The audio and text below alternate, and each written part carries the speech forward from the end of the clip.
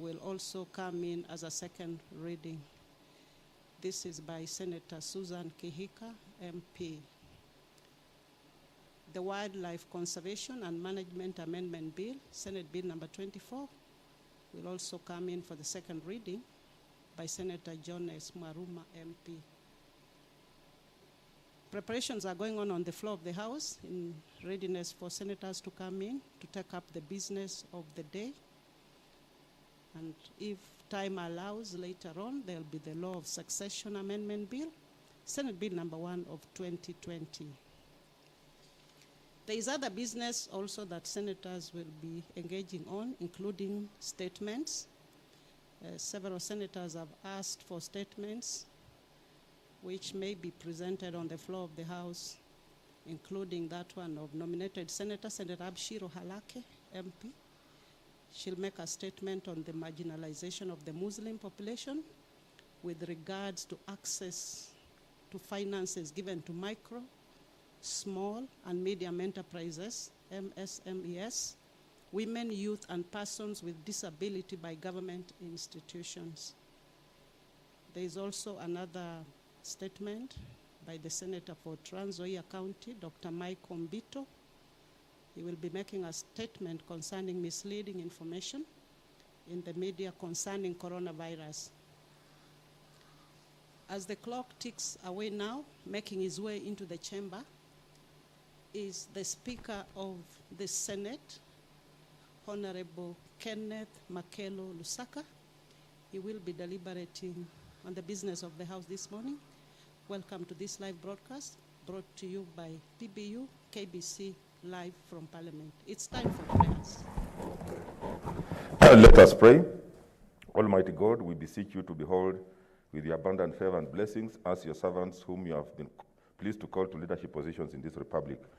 We seek guidance to treat and consider all matters that shall come under our deliberation in so just and faithful a manner as to advance the peace, prosperity, and welfare of our country and of those whose interests you have committed to our charge. Amen.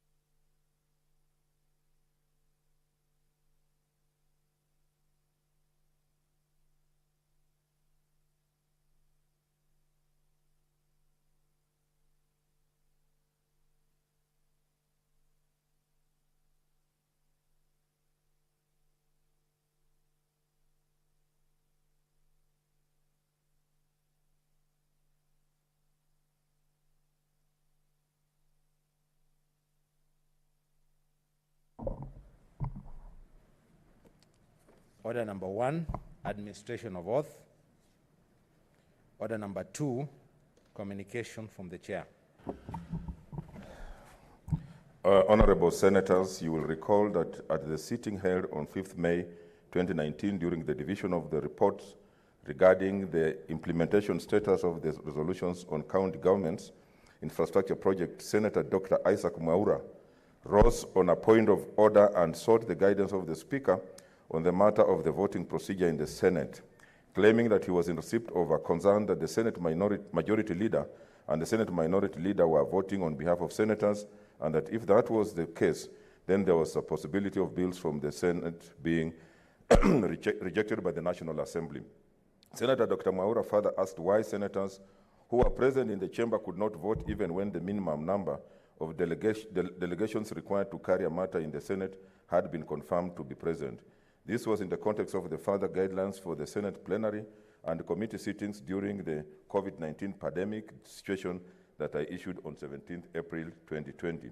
The guidelines provide as follows. 1, on a day when a plenary sitting is scheduled to be held, in order to facilitate the smooth processing of legislative business that is before the Senate, in addition to the senators designated by the Senate Majority Leader and the Senate Minority Leader as attending the Senate sitting, in the Senate plenary chamber, a senator shall be considered and reckoned to have attended and to be present during the sitting if the Senator A has come to the precincts of Parliament for purposes of the sitting, B is at the Senate's office within the precincts of Parliament, and C has been recorded and certified by the clerk to be present in terms of subparagraph A and B.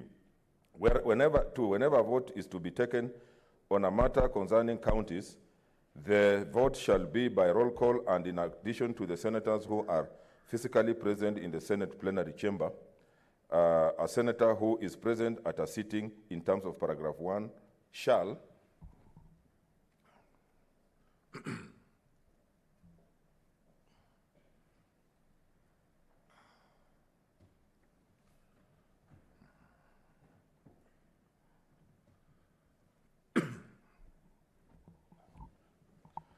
okay, for the purposes of reckoning the county delegation that are present and voting in terms of Article 122 and 123 of the Constitution and Part 11 of the Standing Orders be considered and reckoned to be present and voting, and B, communicate his or her vote in writing to the Senate Majority Leader or the Senate Minority Leader or to a senator designated for that purpose by the respective leader as appropriate, and may, for the purpose of this communication, use electronic means such as email or text messages. 3, whenever a question is put on a matter concerning counties, in order to ensure the expeditious and efficient disposal of the business of the House, the Senate Majority Leader and Senate Minority Leader, or a senator designated for that purpose by the prospective leader, shall, when called upon to do so by the Speaker, verbally state the vote of each senator of their respective side. I undertook to give a ruling on the matter at the next sitting of the Senate plenary. Honorable Senators, as you are aware, the coronavirus disease 2019 is a global pandemic that has disrupted the way business is undertaken in virtually every sector of our society and put the entire world in an uncharted territory. It has resulted in unprecedented preventive measures being undertaken globally. These include quarantines, isolations, lockdowns, social distancing, thorough hygiene protocols, among others. In Kenya, since the reporting of the first case and the subsequent spread of the disease to many parts of the country, the government has introduced various containment measures, including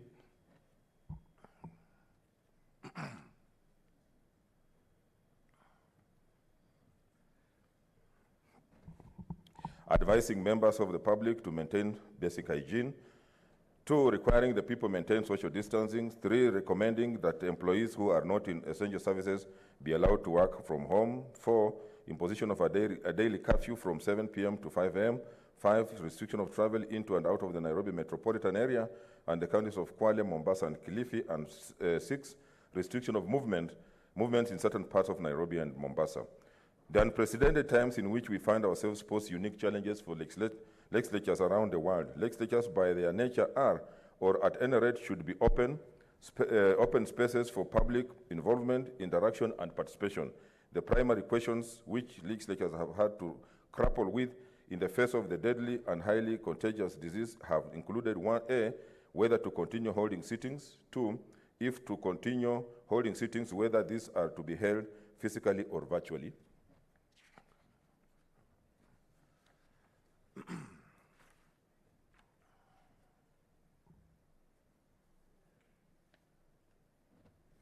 C, if to meet physically, how to ensure that the appropriate protocols relating to personal protective equipment, hygiene, and social distancing are observed.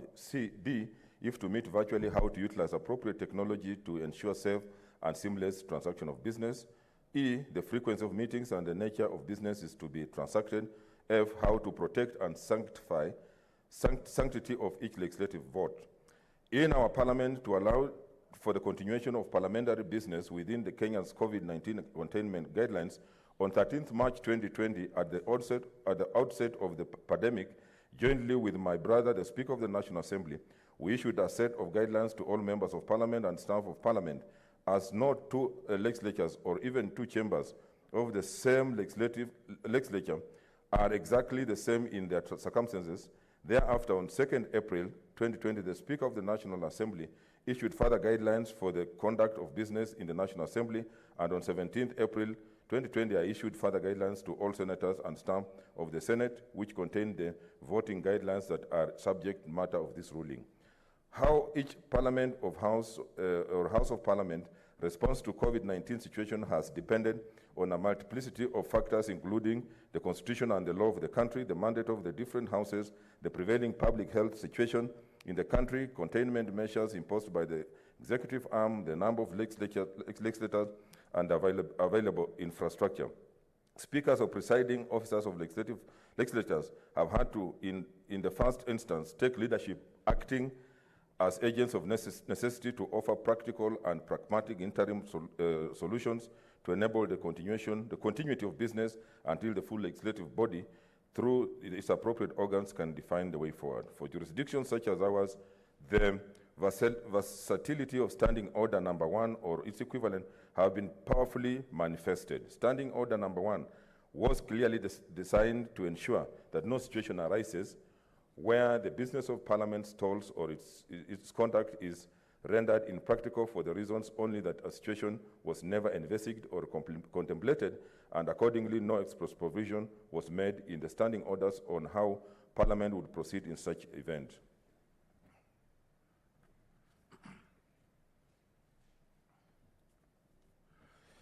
I'll continue. It empowers the Speaker to step into such a breach and determine a procedure based on the Constitution, statute law, and the usages, forms, precedents, customs, procedures, and traditions of the Parliament of Kenya and other jurisdictions to the extent that these are applicable to Kenya. A sampling of action taken by legislatures around the world reveals a mixture of interventions unique to the circumstances of those jurisdictions. Jurisdictions such as Spain, Brazil, Norway, and Finland have all allowed for remote sittings. Others such as Poland, Mongolia, Belgium, Greece, Romania, Portugal, and the European Union parliaments have a hybrid of both virtual and physical sittings where only a small percentage of members attend chambers so as to ensure appropriate social distancing. Yet others such as Croatia, Luxembourg, and France have limited the number of meetings and the kind of business to be transacted. Of paramount importance in a parliamentary context is voting. The Belgian House of Representatives amended its rules of procedure to allow members under certain circumstances to be considered as present at selected committees and plenary meetings even when they are not physically in the chamber, and to vote electronically or by email. In Ireland, voting is currently by either voice vote or roll call vote, with members remaining in their seats. In Greece, postal vote was being accepted. Only last week, the House of Representatives of the United States of America, with a constitution that does not expressly provide for proxy voting, has voted to construe the Constitution as not prohibiting proxy voting and has amended its rules of procedure to allow proxy voting during this period of the coronavirus pandemic for congressmen who are unable to attend the plenary sittings in person. In our own case, we started with general guidelines for both houses, but the peculiarities of each house have since demanded that each house address its unique challenges. Senator Mwaura's concern has taken on a greater importance because while Standing Order 96.5 of the Senate Standing Orders provide that it's out of order for a senator to criticize or call to question the proceedings in the National Assembly, and while there is a corresponding provision in Standing Order 87 of the National Assembly, standing orders regarding the proceedings of the Senate, it's in the public domain that a member of the National Assembly on the floor of the National Assembly sensationally called to question the proceedings in the Senate and went so far as to seek the ruling of the Speaker of the National Assembly on the constitutionality of our proceedings. Briefly stated, the crux of the allegation made on the floor of the National Assembly was that the voting procedure employed by the Senate during these extraordinary circumstances pursuant to aforesaid guidelines violate Article 122 and 123 of the Constitution by empowering or allowing the Senate Majority Leader and the Senate Minority Leader to vote on behalf of other senators. Honorable Senators, fidelity to the Constitution is at the core of the business of the legislature, and members of the public would be alarmed, as indeed they have been, to hear that this august House has been conducting its business in a manner that violates the Constitution. An allegation of unconstitutionality leveled against the House of Parliament is so grave that it merits an urgent and appropriate clarification.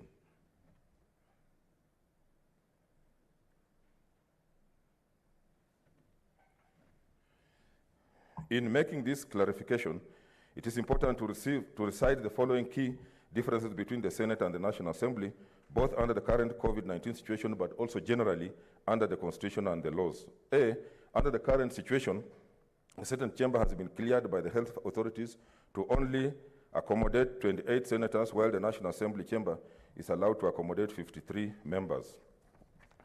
With the 53 members in the chamber, the National Assembly can transact virtually any business save for amending the Constitution or other business requiring fixed majority. The Senate, on the other hand, requires at least 24 county delegations in the chamber to vote on matters that concern counties and cannot vote on any contested matter with only 28 senators. Even if the 28 available slots in the Senate are allocated only to heads of delegation, it would mean that all of 19 county delegations and the special elected senators who represent persons with disabilities, women, and the youth would be left out of the proceedings. This is further complicated by the need to maintain party proportions in the chamber. Ordinarily, voting in the Senate is electronic, while voting in the National Assembly is by acclamation. With the COVID-19 situation, while the voice vote is unaffected, electronic voting is in our chamber has not been recommended because of a number of factors, including the so-called assisted voters who have to come to the clerk's desk to vote, and the paperwork entailed in the printouts of the results. In any case, the electronic voting provided for in the Senate standing orders is predicated on physical presence in the chamber and would not therefore solve the problem of the limitation of numbers permitted in the chamber. Thus, while the National Assembly did not have to change its method of voting, the Senate had to resort to the roll call method of voting. And if at the time of issuance of the guidelines, the Senate had resolved to hold only one sitting in a week between hours of 2:30 p.m. and 4:30 p.m., and therefore it was important to transact business in the most efficient manner and in 2 hours available. All the foregoing notwithstanding, did the Senate therefore resort to allowing or empowering the Senate Majority Leader and Minority Leader to vote on behalf of the senators? The answer is an emphatic and resounding no. Honorable Senators, Article 122.1 of the Constitution provides that except as otherwise provided in the Constitution, any question proposed for decision in either House of Parliament shall be determined by a majority of the members in the House and present and voting. Article 123.4 provides that except as provided otherwise in the Constitution, in any matter in the Senate affecting counties, each county delegation shall have one vote to be cast on behalf of the county by the head of the county delegation, or in the absence of the head of the delegation, by any other member of the delegation designated by the head of the delegation. Article 2591 of the Constitution requires that the Constitution be interpreted in a manner that promotes its purposes, values, and principles, advance the rule of law and the human rights and fundamental freedoms in the Bill of Rights, permit the development of the law, and continue to good governance. In addition, Article 2593 of the Constitution provides that every provision of the Constitution shall be construed according to the doctrine of interpretation that the law is always speaking.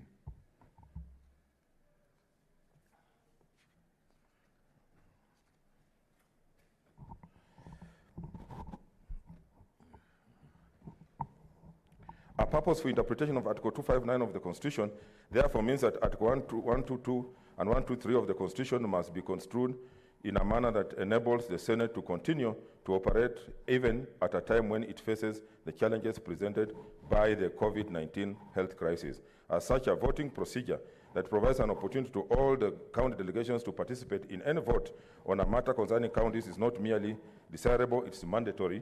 To do otherwise is to violate the Constitution. The guidelines that were issued on 17th April were introduced to ensure efficiency in the roll call method and for better time management in the chamber, as well as to ensure that county delegations have an equal opportunity of voting on matters concerning counties whether they made it in the list of the 28 senators designated to sit in the chamber or not. This was achieved firstly by construing the term present and voting as used in the Constitution to mean not just the senators sitting in the chamber, but also those others within the designated places in the precincts of Parliament that were deemed to be part of the extended Senate chamber, and secondly, by allowing the votes once cast by the senators themselves to be communicated at once by the respective leaders during the roll call, instead of each senator in the chamber standing to answer the roll call and the votes of those outside the chamber being communicated by a different medium. Those who had alleged that some senators are voting on behalf of others have misconstrued how voting on matters affecting counties has been taking place. The guidelines make it clear that the vote is cast by each senator, but communicated to the Senate by the leaders. No senator's right to vote as they choose to is taken away. It cannot be taken away. No senator has delegated their right to vote as they choose the majority or minority leader to exercise the right on their behalf. Our Constitution does not permit this.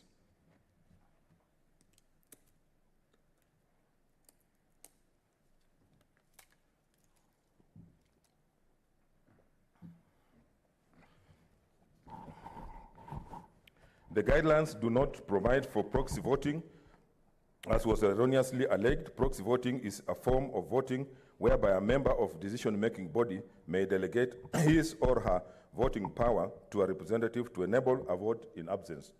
It clearly cannot be a proxy vote where the voters are present and where they furthermore cast their votes themselves. The correct analogy is really that the majority leader and the minority leader are tellers to present the tally of the votes cast by the senators on their respective sides. As pointed out earlier in this ruling, all jurisdictions are having to adapt and innovate are having to adapt and innovate. In jurisdictions where virtual sittings have been adopted, for instance, new meaning has been given to the term present. For instance, for the first time in the AU Parliament's 62 years history, in the month of March, members who usually vote by raising their hands in plenary or by pushing a button on their desks voted by email from their home countries. We are no exception. Nevertheless, honorable senators, the COVID situation is constantly evolving and appropriate decisions must be constantly made. In our case, we have now not only extended the sitting hours by reverting to the usual adjournment at 6:30 p.m. on Tuesdays, but we have resolved to be sitting on Tuesday mornings. This has injected a further 4.5 hours sitting time in each week and eased the pressure on our procedures. It will therefore be possible to conduct the full roll call in the chamber for the senators present in the chamber, while we must continue to accommodate senators who attend the sittings but cannot be present outside the chambers.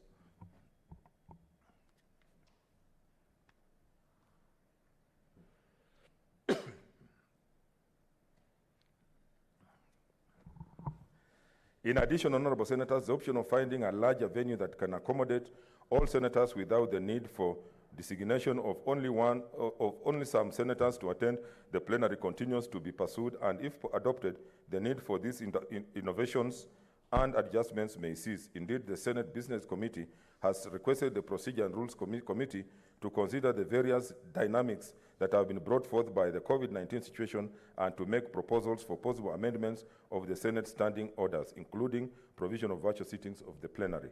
Honorable senators, in conclusion, I wish to reiterate that the Senate will always be bound by and act in accordance with the Constitution and the laws of this country. This is the oath that all of us in the House have undertaken. I thank you. Leader of majority. Okay.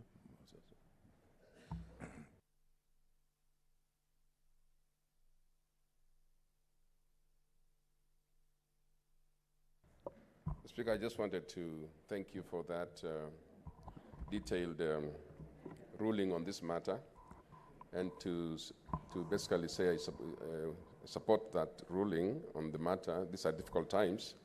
These are moments, Speaker, that we need innovation. But I suspect, Mr. Speaker, that there will be more questions on other details about how we for example, include that presence, those places where we are calling from or sending messages from, to be parts and parcels of the precincts of Parliament, or how we make it look like we are actually within Parliament when we are away. And so as we think about the detailed aspect of how we're going to be voting under these circumstances, Speaker, I suspect that we might need to do more consultations. I'm not very sure, Speaker, that we should be spending so much time answering the leader majority from the other house, because I think, Speaker, it's already mischief, the fact that these questions would have been asked. But as we look at our own house here, with our difficulties and our own special condition, situation where we vote as delegations, we must look at our own situation, because as you said, Speaker, which I agree, the houses are different as they are made up, how they vote. We vote by delegations, they vote differently. So I wanted just to say I stand to support and to, as you work on the details, for us to be able to agree on how to vote. I was thinking, Speaker, that if, for example, on our side, the names, or somebody writes a letter and signs and says, you're going to vote for me, I have to give this vote of mine, or you're going to vote on my behalf, I agree. It's not that we are doing proxy voting, we are simply communicating the vote. And so I think, as you have ruled, and it's a very big ruling, I think we'll look at the details. I agree with you that these things are different, and we are going to have to look at various aspects of this COVID-19 situation, how we are going to survive around it, and make it look like we are not, of course, make sure that we are not breaking any laws, and we are not contravening our Constitution. So I just stood to say, I think that is, Senator Mwaura raised the issue. We should just continue to explain to our members in communication, so that it's easy for us to agree, all of us, that things are different and we can support this kind of decision. Thank you, Mr. Speaker. Leader of Minority. Mr. Speaker, I thank you for that ruling. With the pandemic and nobody knowing when it will end, all over the world people are looking for innovative ways to transact business. And here in the country, Mr. Speaker, you know, every arm of government has made adjustments so that work continues, even as we find ourselves in a very difficult position. I'm sure that the operations within the executive are not at a standstill. They are also finding innovative ways of holding meetings. Some of those meetings are statutory and must be held. The courts also have come up with innovative ways of dealing with hearings. For example, in criminal cases where accused persons must always be present, the courts have come up with ways and means of ensuring that certain cases of urgency must continue, notwithstanding the presence or absence of parties in cases that are going on in the courts. Mr. Speaker, Parliament is an important arm. Lawmaking must continue, and we can never really have a situation where Parliament is completely out and the operations cannot continue. Therefore, Mr. Speaker, the only suggestion I would make is that probably we need to go back to the Rules Committee so that, like you have cited this case in the United States of America, where they have had to amend their standing orders. And because it is said that probably COVID-19 is not going really to stop tomorrow or in the next 2 or 3 months, I think we should amend our standing orders accordingly so that the votes, the manner in which the votes are carried out, the definition of the word presence can also be looked into, so that everything is done within standing orders. But as you have said, Mr. Speaker, the law is never static, it's always speaking, including the Constitution. So when we make laws, they are supposed to serve us. We are not supposed necessarily to serve the law. And therefore, Mr. Speaker, I hope that in that spirit, Parliament, Senate, and the National Assembly will continue to hold its deliberations. And I hope that their ruling or communication would be made available, because some people don't understand how we vote here. They don't understand why we are here as delegations. Every senator belongs to a delegation. Sometimes it's important to consider within the delegation how to vote. Although the standing orders normally says the leader of the delegation will probably determine how that vote is cast. But I think this is a timely ruling, and thank you, Mr. Speaker, for it. Thank you. Senator Haniri, then Senator Mtula Kilonzo Jr. Mr. Speaker, allow me to join the leader of majority and the leader of minority to hail you for the elaborate and very well thought ruling that you've made this morning. Mr. Speaker, once again, you've risen up to the occasion and provided true leadership to the House of Senate. I thank you, Mr. Speaker.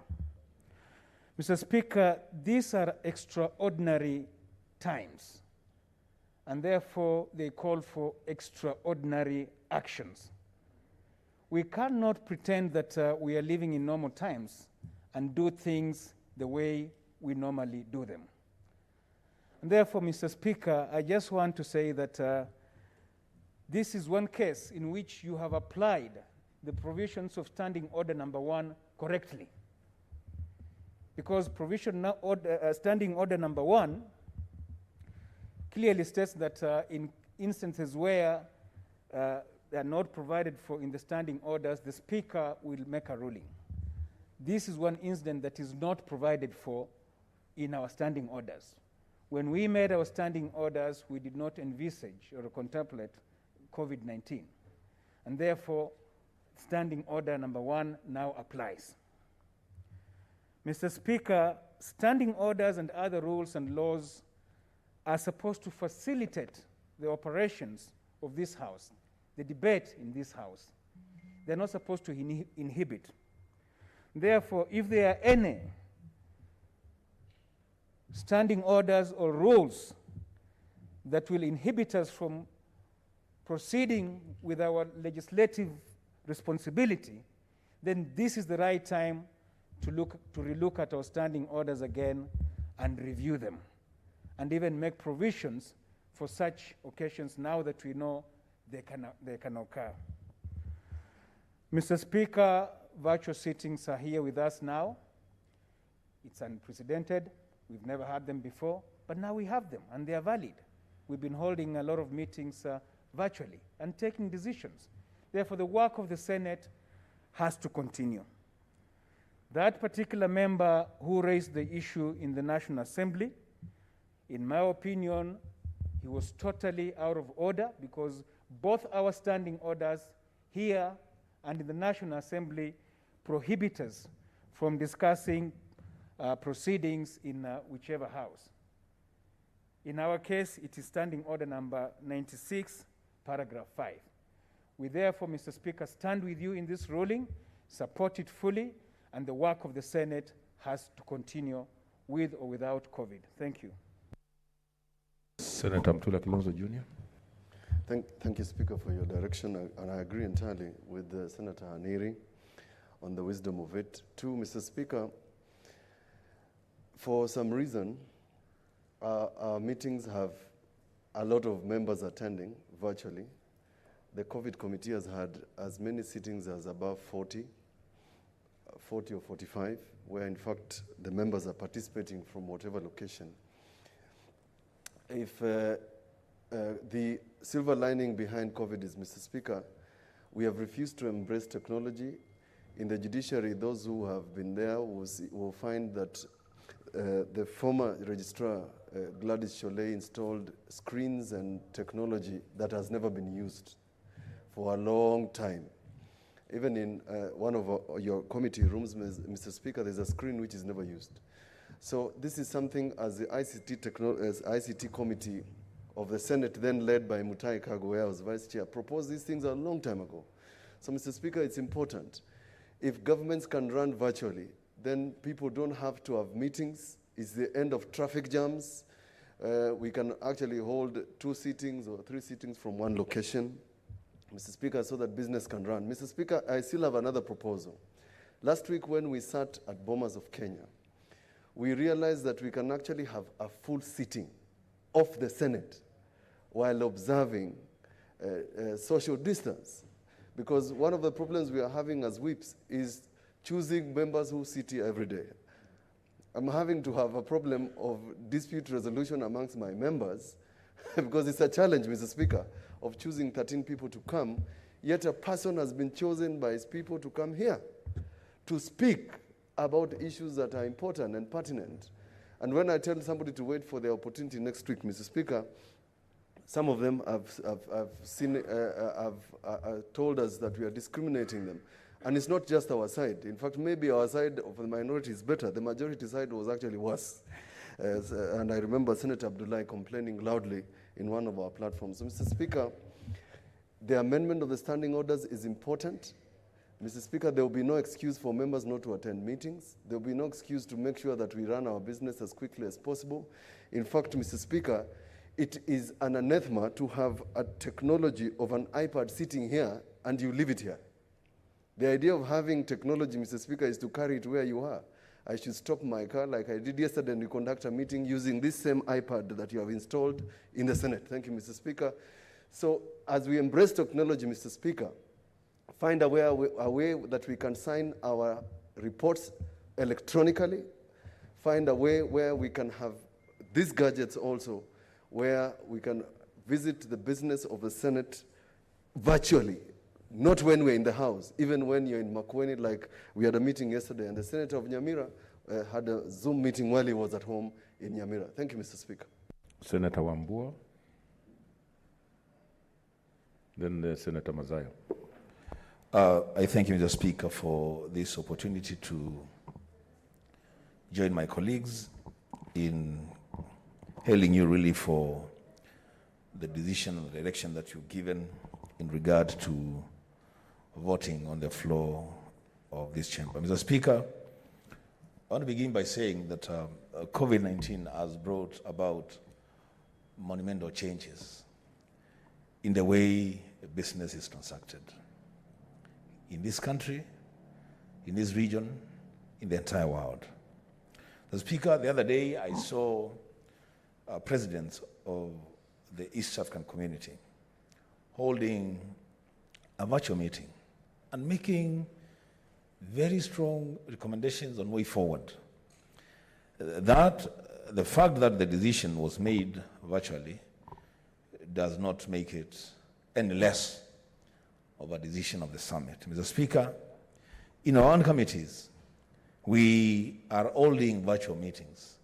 We are interrogating cabinet secretaries. We are making recommendations. And we are making serious progress, Mr. Speaker, through the internet. Mr. Speaker, for the avoidance of doubt, Mr. Speaker, all of us are being called upon to innovate around the challenges brought about by COVID-19. Those who choose to stick to the old ways of doing things, Mr. Speaker, at such a time as this, they will definitely sink. But those of us who choose to innovate around this pandemic will definitely stay afloat. Mr. Speaker, you have done well to guide us on how to vote through our delegations. And Mr. Speaker, we will stand guided. Those who have this mentality of expecting that they will sit back and wait for things to return to normal before they can begin transacting business, maybe by the time that they wish that would happen, there will be no business to transact. Mr. Speaker, I thank you for your guidance. Senator Mazayo, then Senator Farhia, Abshiro.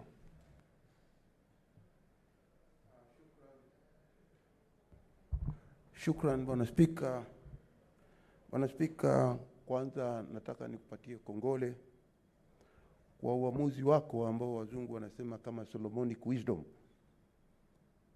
kuweza kutoa uamuzi wa vile ambavyo tunaweza kutenda kazi ndani ya bunge la Senate kwa wakati huu mgumu sana. Bwana Spika, sheria zile za hapa bunge kama standing orders ambazo ziko ndani ya Senate, madhumuni yake ni kusaidia utaratibu wa kuweza kuendesha kazi ama kuweza kuendesha yale majadiliano ndani ya bunge, na vile watu wataweza kupiga kura. Sio watu, lakini vile maseneta ambao wamechaguliwa wanaweza kupiga kura kama delegation. Bwana Spika, pia vile nataka kusema kwamba wakati huu ni wakati mgumu sana, wakati ambao haujatokea katika historia yetu ya Kenya ama katika ulimwengu. Ilitokea hapo awali zamani, lakini pengine tulikuwa hatujazaliwa. Lakini kwa hivi sasa hili janga la COVID-19 ni janga ambalo hakuna mtu yoyote alilitarajia kwamba litaweza kutokea. Na kukabiliana na huu ugonjwa, Bwana Spika, ziko taratibu zake ambazo zimepeanwa na mashirika ya ulimwengu kama WHO, yamepeanwa pia na serikali yetu ikiongozwa na Wizara ya Afya, jinsi ya vile watu wanaweza kujipanga ili kuweza kuepukana na huu ugonjwa na tuwe na nguvu za kumaliza. Bwana Spika, sisi kama seneta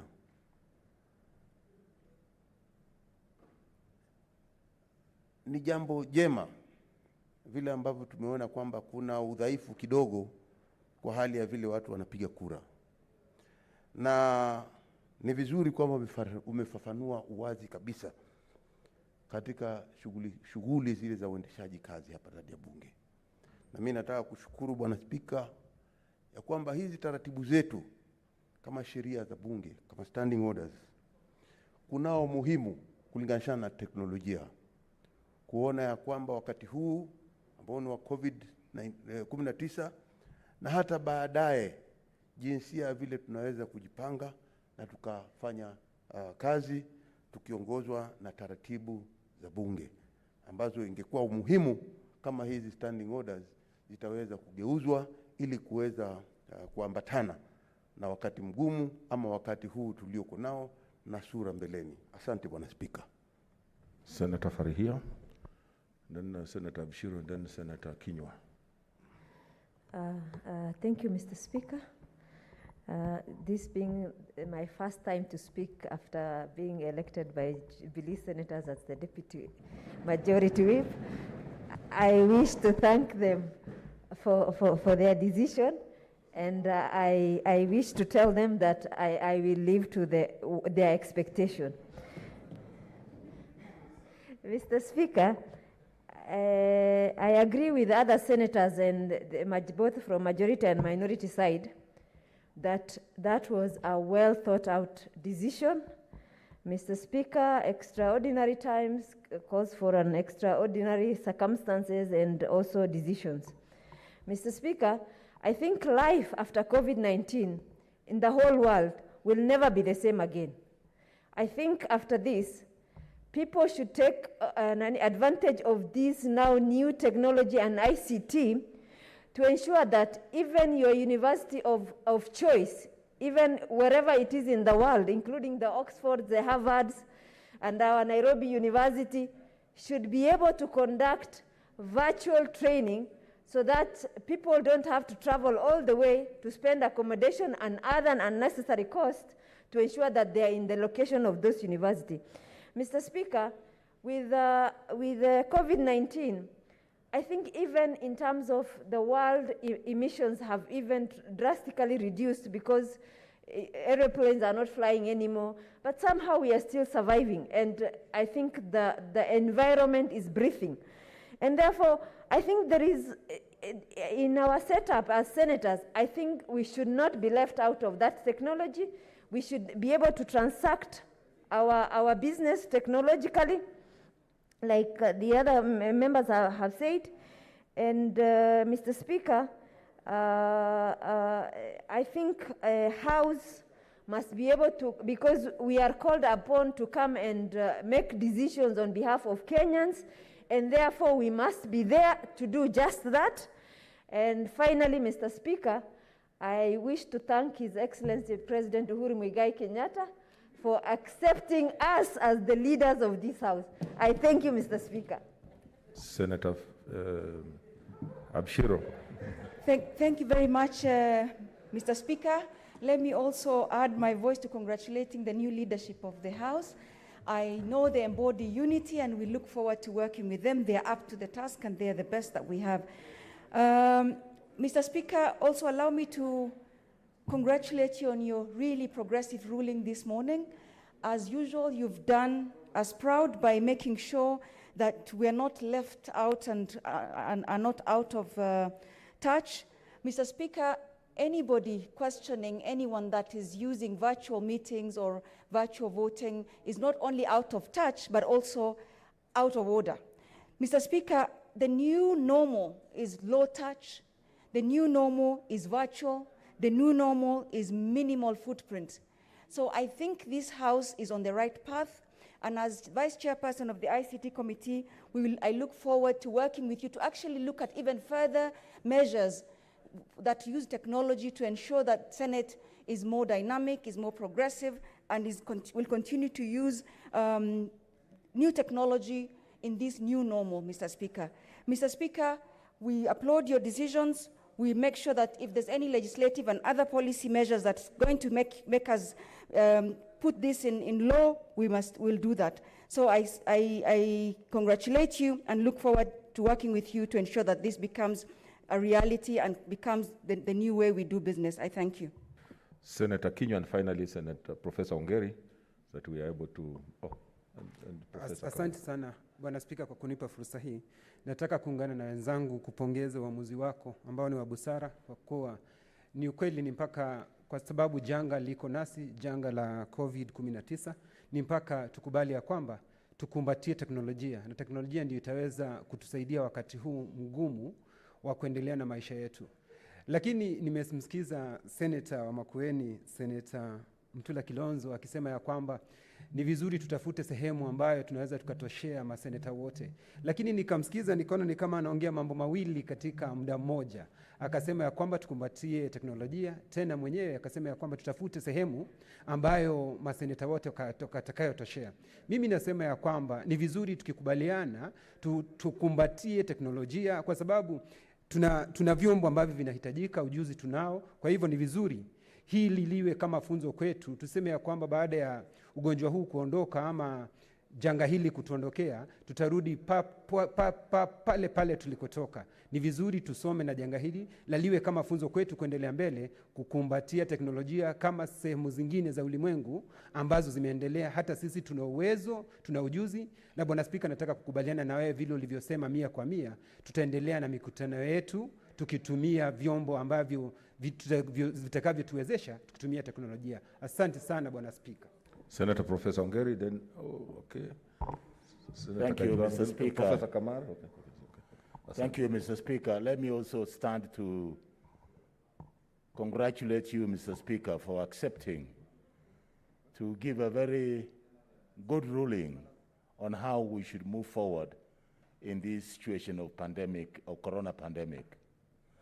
Let me remind this House, Mr. Speaker, that when we had the HIV pandemic, and I was then the Minister for Health, one of the things that we needed to do is to be able to get a decision of Parliament.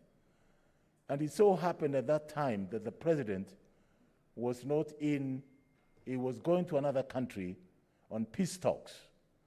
And the only moment he had is about 3 hours that he would stop in Mombasa.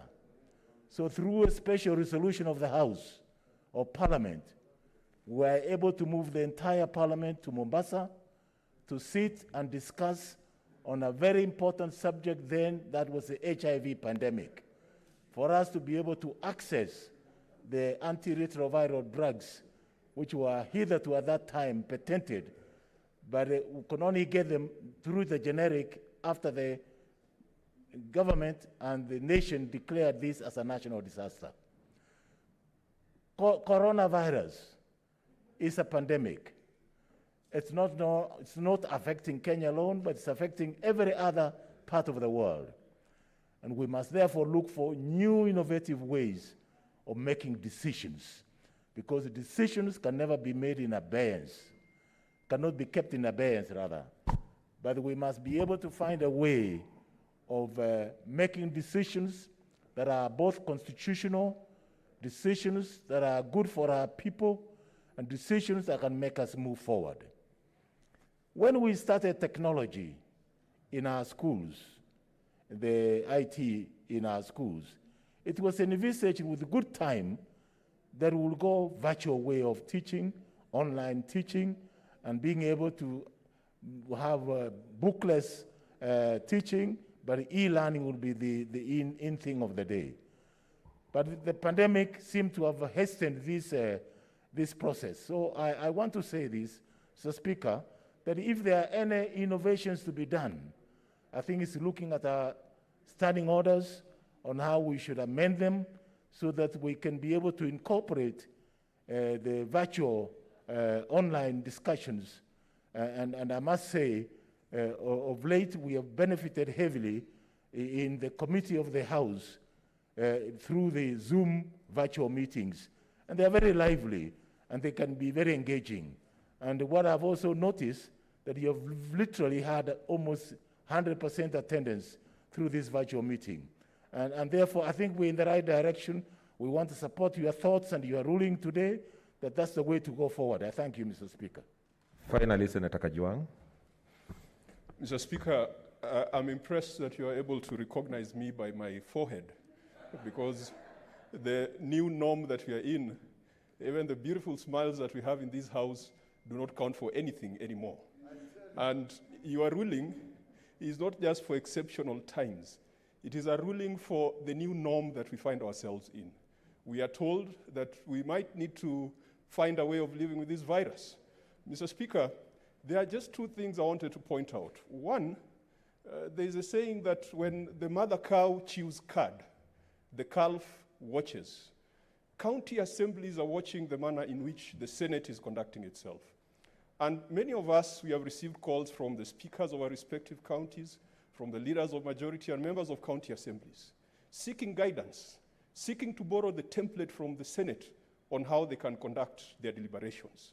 Of course, the fundamental difference is here we vote by delegations, whereas theirs is a vote by count.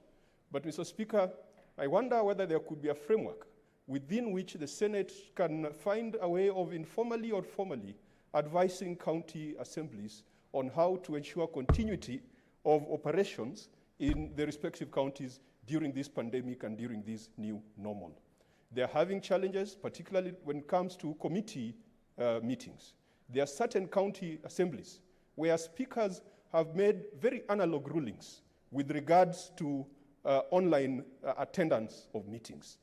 If the Senate is capable of conducting meetings via Zoom or any other platforms, Mr. Speaker, then it should be perfectly okay for all the 47 county assemblies to follow suit. Secondly, Mr. Speaker, it is important at a corporate level that Parliament has a business continuity plan. Today, we are talking of a COVID-19 pandemic. We don't know what else is coming, Mr. Speaker. And Mr. Speaker, many of us took this thing for granted. I was with a friend of mine from South Sudan. They thought that COVID-19 was melanin resistant, that the darker you are, the more resistant you are to COVID-19. And what has happened? Today, it is reported that the Deputy President of South Sudan, Dr. Riek Machar, and his entire delegation staying at the Pyramid Hotel have been infected with COVID-19. Mr. Speaker, the Pyramid Hotel now in Juba is a no-go zone because it is a COVID-19 hotspot. In Nigeria, the Chief of Staff of the Presidency. In the UK, the Prime Minister, royalty. In the United States, very high-ranking officials. Let us not take this thing for granted. The same way HIV/AIDS will catch you if you go around sleeping without the equivalent of face masks for those other parts of the body. It's the same way that COVID-19 can afflict all of us irrespective of the positions we hold. Let us take it seriously. Let us send the message to the nation that even though we are here, we are not here for per diems or allowances. We are here for a far bigger call. Finally, Mr. Speaker, committees must also learn to adjust. I sympathize with those of my colleagues and my successors, even in the Public Accounts Committee, that the old style of grilling and interrogation of governors, that now was a pre-COVID era, because no governor at this point in time will want to come to Nairobi. They'll use COVID-19 as a perfect excuse. They'll first of all say that Nairobi has been cordoned off, and they'll say that there's COVID in Parliament, and so they'll prefer to do accountability sessions on Zoom. Let us be inventive, let us be creative, because that is the future. International travel, no one is going to travel anymore. So, Mr. Speaker, I support your ruling, but let it not just be a ruling for a short term. That is a ruling for the new norm, and in fact, standing order number 1 should not be it. I support what Senator Rengo said, that we probably need to do a substantive amendment to our standing orders to cater for pandemics the same way Senator Sakaja has advised us on how to manage pandemics through the pandemic bill. Thank you, Mr. Speaker. Finally, Senator Kamar. Thank you, Mr. Speaker, for giving me the opportunity. I want to join my colleagues in applauding you for a very wise ruling. This is the new norm. We cannot run away from this. We have had a very good 2 sessions in the Education Committee, one of which I actually undertook from my own farm, and we had a very successful meeting. Not only successful, but we also managed to have the highest quorum we have had ever since this term started. So it brings a lot of success. This pandemic has brought its positives, which we must embrace. Mr. Speaker, as a House, as parliaments, our decisions hinge on questions. Questions are raised through motions, questions are raised through bills. Our decisions are either yes or no. And there is no way we cannot do without voting. So everything has to do with voting. And so the decision to ensure that we can actually vote while we are at home through our leaders is a very wise one. So I want to thank you. I want to be brief and to say that this is the way to go and we need to change. I agree with Senator Orengo that we may need to change it in the standing orders because e-learning is the way to go. When universities started e-learning, a lot of people doubted the content. A lot of people doubted the competency of the people who are receiving the content and whether you are examining them or examining people who are helping them. We know that today you can actually protect and you can examine the person after they have gone through e-learning. So e-learning, having this ICT-assisted kind of decision-making, policy-making are things of today. It is the new norm, and that is the way it's coming. Thank you, Mr. Speaker. Thank you very much for your contributions. I also just want to assure the House that in the next 2 weeks, the Committee on Rules and Procedures will be meeting to look at our standing orders and see how we can amend it to fit in the times. Next order. Order number 3, messages. Order number 4, petitions. Order number 5, papers. Leader of majority. Mr. Speaker, sir, I beg to lay the following papers on the table of the Senate today, Tuesday, 19th May 2020. 1, the Circle Society Specified Non-Deposit Taking Business Regulations 2020. The Traffic or Driving Schools, Driving Instructors and Driving Licenses Rules 2020. 3, the Public Health COVID-19 Restriction of Movement of Persons and Related Measures, Dadaab Refugee Complex and Kakuma Refugee Camp Order 2020. 4, the Public Health COVID-19 Restrictions of Movement of Persons and Related Measures, Mandera County Order 2020. 6, the Public Health COVID-19 Restriction of Movement of Persons and Related Measures, Kilifi County Extension Order 2020. Number 7, the Public Health COVID-19 Restriction of Movement of Persons and Related Measures, Kwale County Extension Order 2020. Number 8, the Public Health COVID-19 Restriction of Movement of Persons and Related Measures, Nairobi Metropolitan Extension Order 2020. 9, the Commission on Administrative Justice, Office of the Ombudsman, biannual report for the period January to June 2019. And 10, the Commission on Administrative Justice, Office of the Ombudsman, biannual report for the period July to December 2019. Thank you, Mr. Speaker. Next order.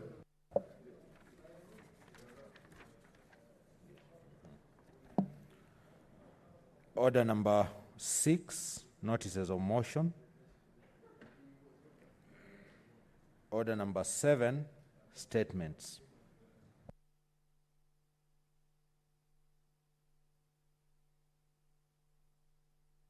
Senator Abshiro.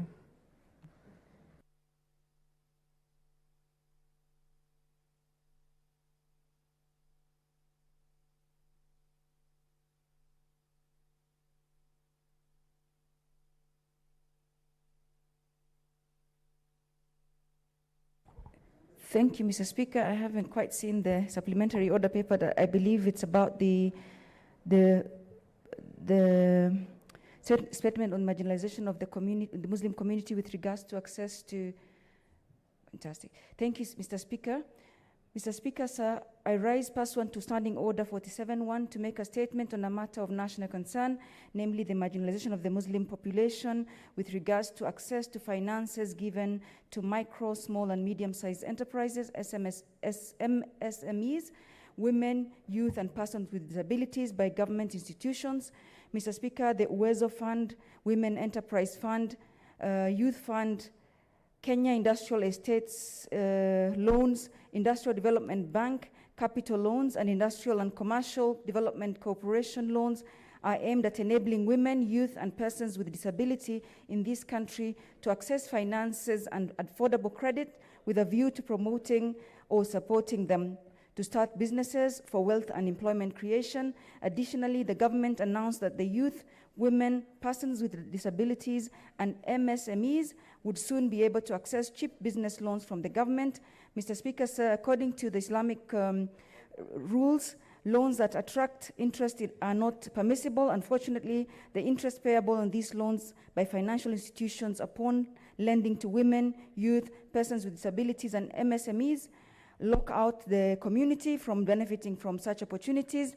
Article 27 of the Constitution under Section 4 and 5 imposes an obligation on the state and every state organ not to discriminate directly or indirectly against any person or on any ground, including race, sex, pregnancy, marital status, health status, ethnic or social origin, color, age, disability or religion, conscience, belief, culture, dress, language, or birth. Mr. Speaker, sir, if commercial banks with their profit orientation and thinking have managed to create certain interest-free products targeting the community, taxpayer-funded financial institutions too should take a cue and be able to design some favorable terms and conditions that would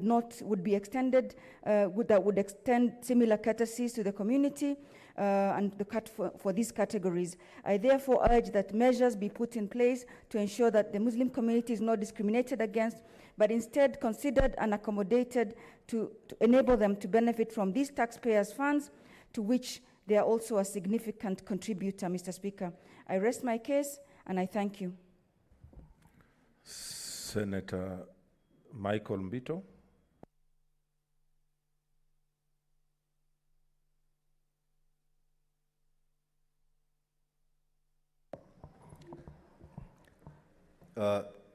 Mr. Speaker, sir, I rise pursuant to Standing Order 47-1 to make a statement of national concern regarding misleading information.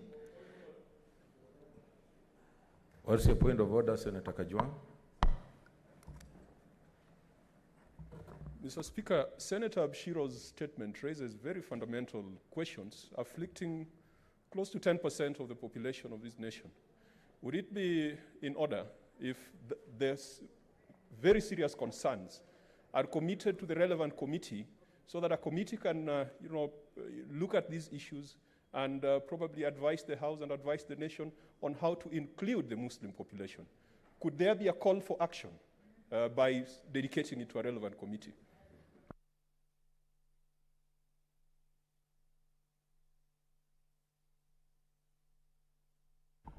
I think the Committee of Finance can look at that statement and give us a feedback. Thank you. Okay. Senator Mbito. Mr. Speaker, sir, I rise pursuant to Standing Order 47-1 to make a statement of national concern regarding misleading information that has been making the rounds on social media since the first coronavirus case was confirmed in Kenya. Purveyors of the lies, for whatever reason, find it convenient to disseminate data that they know is inadequately verified, exaggerated, and ardently written. This is dangerous and can lead to unnecessary panic and anxiety. It has been more than 3 months since the novel strain of coronavirus popped up in Wuhan, China, and proceeded to spread to various countries across the world. As a virus spreads, panic-raising information has continued to be propagated throughout the social media, forcing technology platforms to grapple with what the WHO is calling infodemic.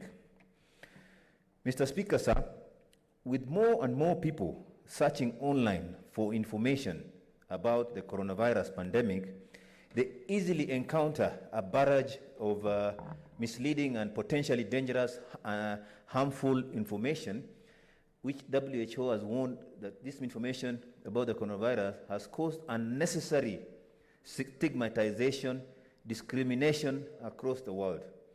Most of the posts provide a series of supposed tips about the virus, such as wrongly instructing people to hold their breath to gauge whether they have been infected, and falsely suggesting that water, lemon, and even alcohol consumption can kill the virus.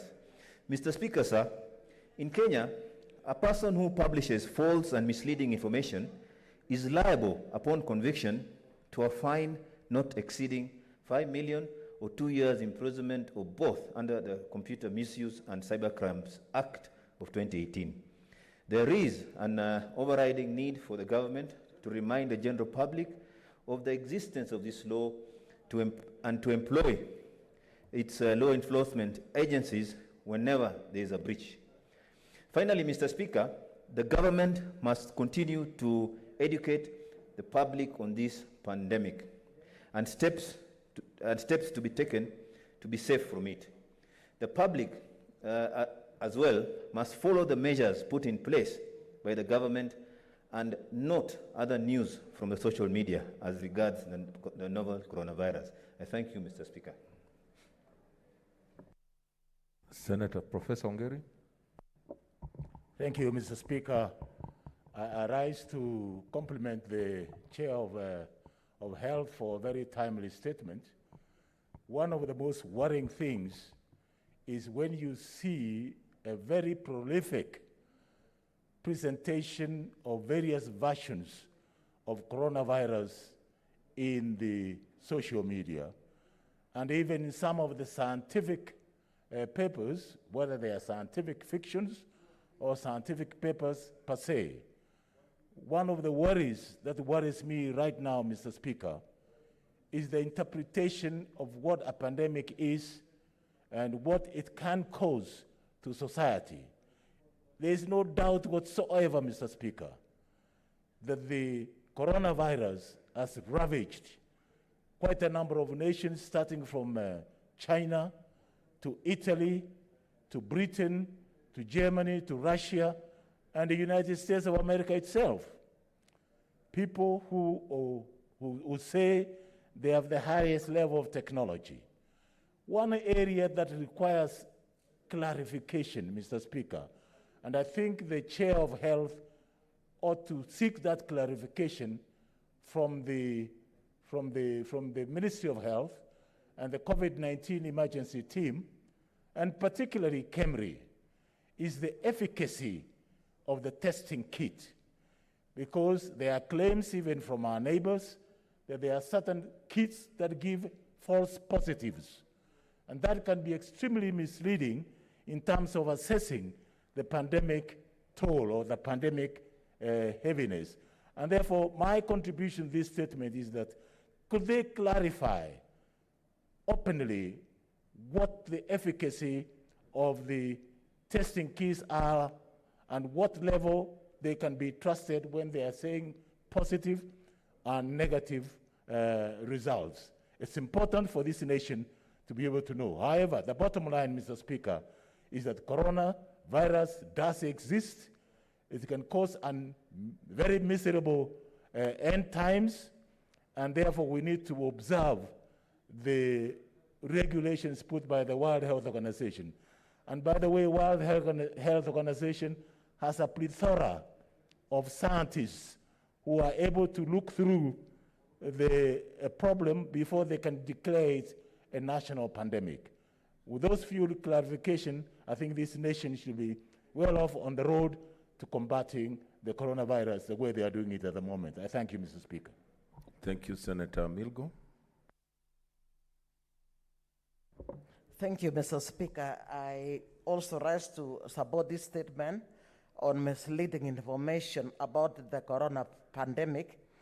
And I want to say, Mr. Speaker, unless issues of misleading information is checked, the spread of coronavirus will continue. Because in most places, we've realized that people are imagining that coronavirus will affect certain groups of people, or they are in certain towns, not in the villages. And in this case, people then to ignore the instructions from the Ministry of Health and the World Health Organization in terms of how to take care of themselves. Very many misleading information, Mr. Speaker, unless stern action is taken. I have stated in Article 16.1 that anybody conveying misleading information must be taken, in this case, brought to account. In this case, what happens is that it will even cause more problems even to the sick people. Right now, we have a lot of people having varied information. Even on those people who have had corona and got healed, Mr. Speaker, the whole family is taken as if everybody has corona, and therefore what happens is that they lack the necessary assistance, and very soon people will even begin to suffer other conditions such as mental illness, Mr. Speaker. And so I think this is high time that we got to advise the government to be able to actually sensitize the entire nation, maybe through media or other various means, so that issues of misleading information, there should be stern warning, and in this case, more sensitization to understand what COVID-19 actually means, and in this case, that it affects everybody without, in this case, having to, that is affect certain kind of people. Otherwise, this is an important statement, Mr. Speaker. Thank you. Okay, next statement, Senator Isaac Mwaura. Don't see him, deferred. Then Senator Alice Milgo to seek a statement. You don't seem ready. Mr. Speaker, let me find out. And then. Okay. Senator Beatrice Kwamboka.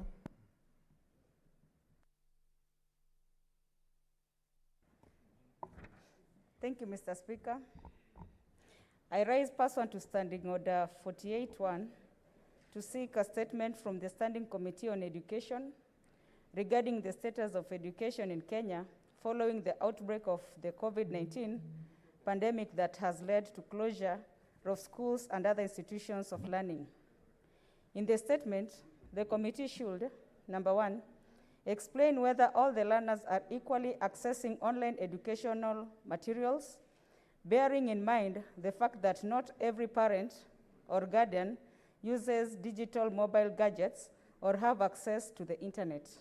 Number two, outline the steps the Ministry of Education intends to take to ensure that any imbalances in access to education, information, and materials is checked and those students that may be found to have no access to online classes are brought at par with the rest of the students.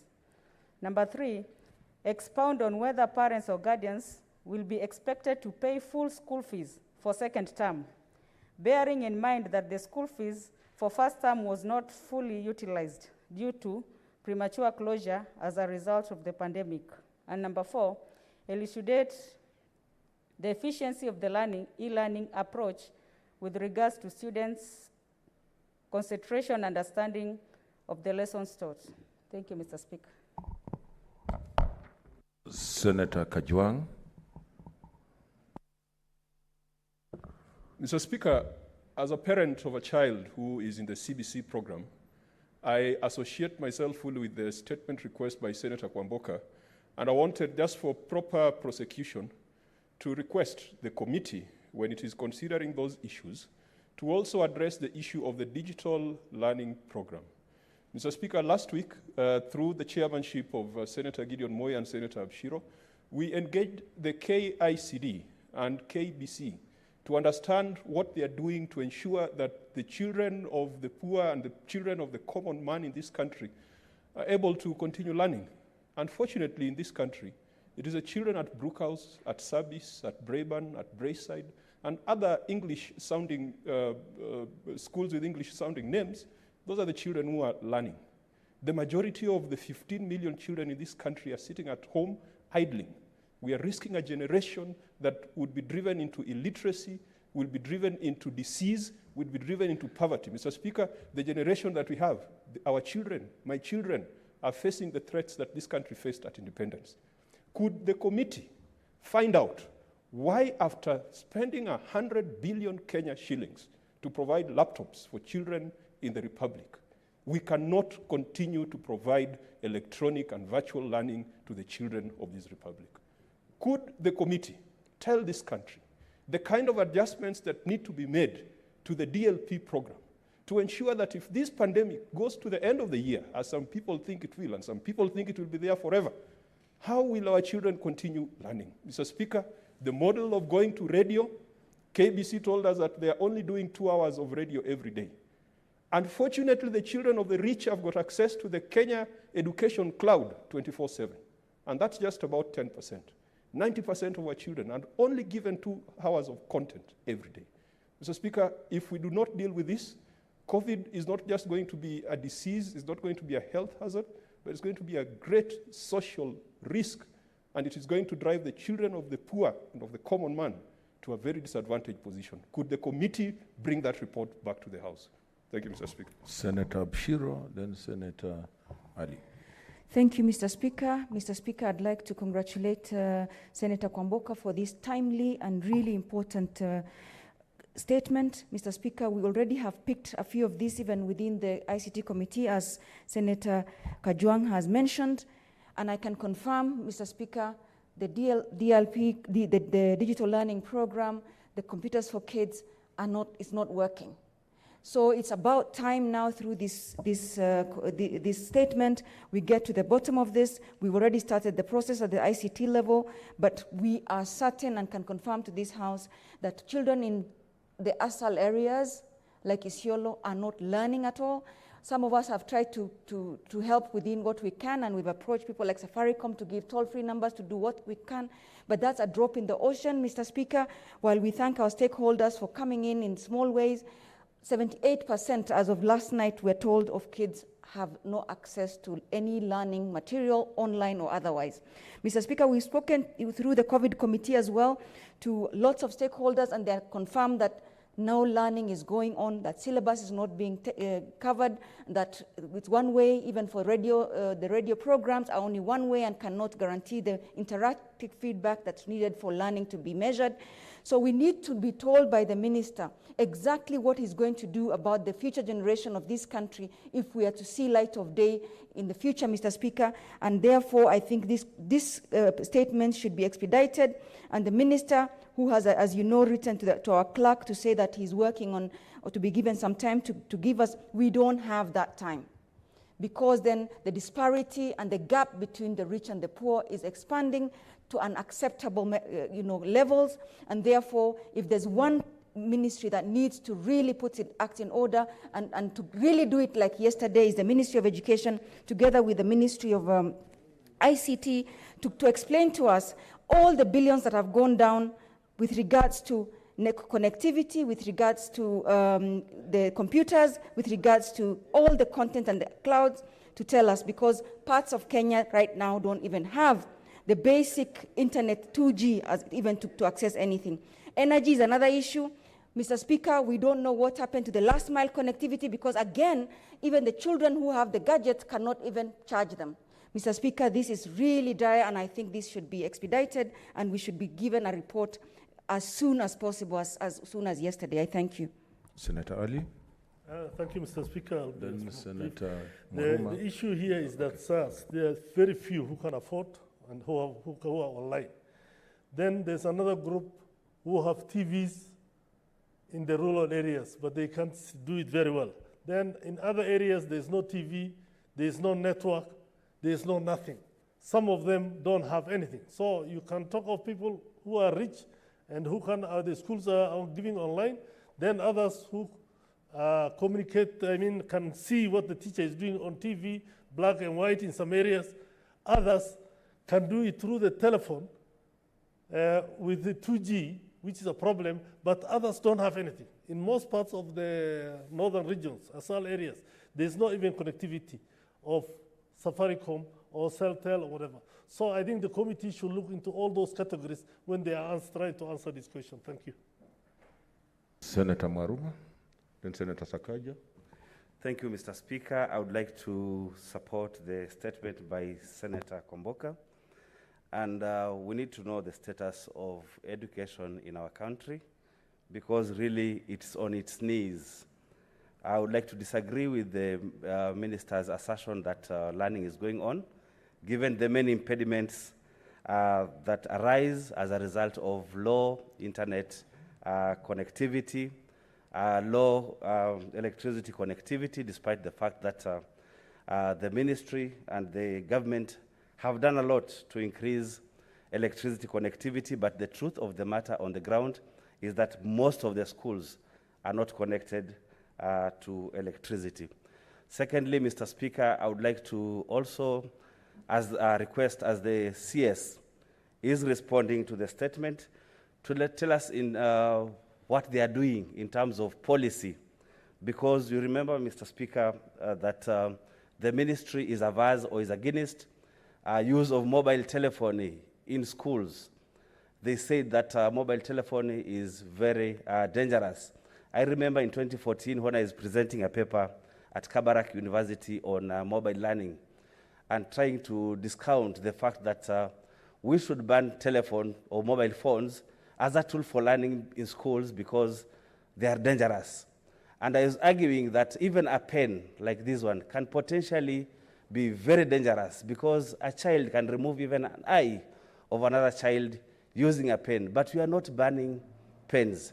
So in the same breath, we need a policy framework that allows us to use mobile telephones in schools the same way we would use sulfuric acid, the same way we would use beakers, the same way we would use microscopes, so that our children can access learning using mobile telephone. So there's a lot that needs to be done in terms of policy change to allow mobile telephony to be used in schools and by our children, and even at home, so that our parents can buy mobile phones, smartphones, so that they can give our children to use. I support the statement, Mr. Speaker.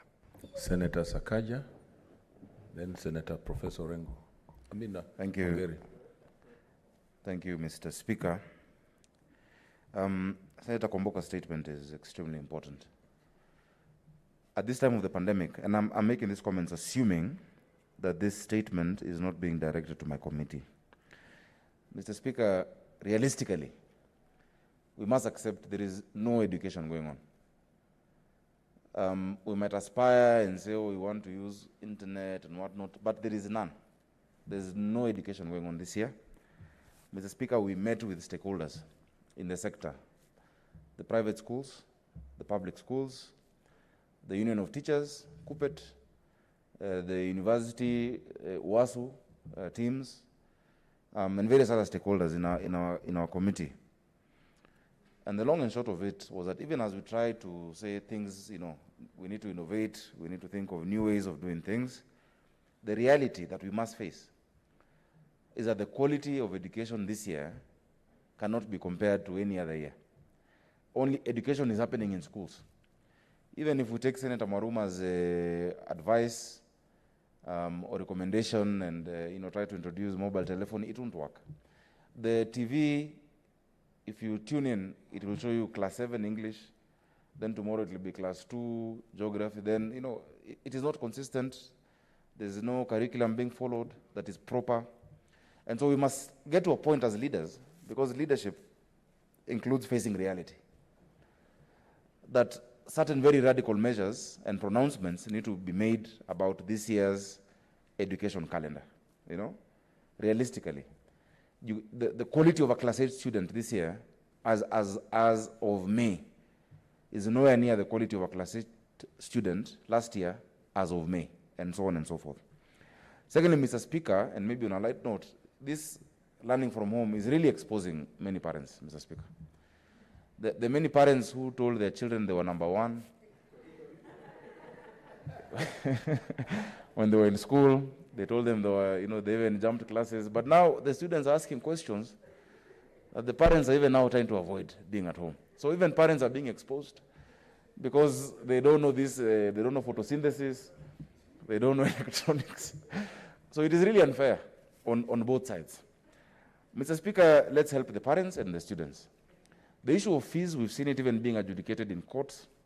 There are schools that are still charging the same amount of fees. We understand teachers need to be paid their salaries, and the costs that are being incurred need to be taken care of. But we've not seen a solid pronouncement. And Mr. Speaker, I want to inform the House that we are still going to meet with the CS Education. We met the stakeholders of education so that we can give a realistic position to this country with respect to education this year, Mr. Speaker. Thank you. Senator Professor Ongeri, then Senator Ndwiga. Thank you, Mr. Speaker. I don't know where to start and where to end. There are several issues that need to be redefined. I engaged as a Minister for Education, I engaged the KICD in developing the digital content. And indeed, they developed digital content for standard 1, 2, 3, 4, 5, 6. And by the time I left, they had developed a digital content for standard 7, and they were going on to standard 8. Equally so, Mr. Speaker, they had also developed a digital content for Form 1 and Form 2, and they were waiting to develop a digital content for Form 3 and Form 4. We had identified, Mr. Speaker, KICD, they have a fantastic state-of-the-art digital transmission center. On the other hand, the government has the KBC transmission center. But the interface between the digital transmission center in KICD and the KBC, one is analog, the other one is digital. The KICD is digital, the KBC is analog. And therefore, even contemplating of school transmission study through the KBC, through radio and television, is not possible because the farthest you can go, Mr. Speaker, is within the 100 kilometers of Nairobi. So what happens to outlying schools in the rural area? And these are the issues. I'm a member of the Education Committee that we wanted to interrogate the minister. First of all, on the issue of transmission. And secondly, on the issue of the content that is to be transmitted. And thirdly, Mr. Speaker, on the issue of the availability of command centers where in the remote areas they can congregate together and be able to do the learning which is going on. That's another level. The fourth level, Mr. Speaker, is the gadgets which were supposed to come. Initially, we had digital centers in every school, and now they brought in the so-called tablets. I saw yesterday on the television a teacher somewhere in the arid and semi-arid region who has also invented his own tablet, but it's not been approved by the Ministry of Education.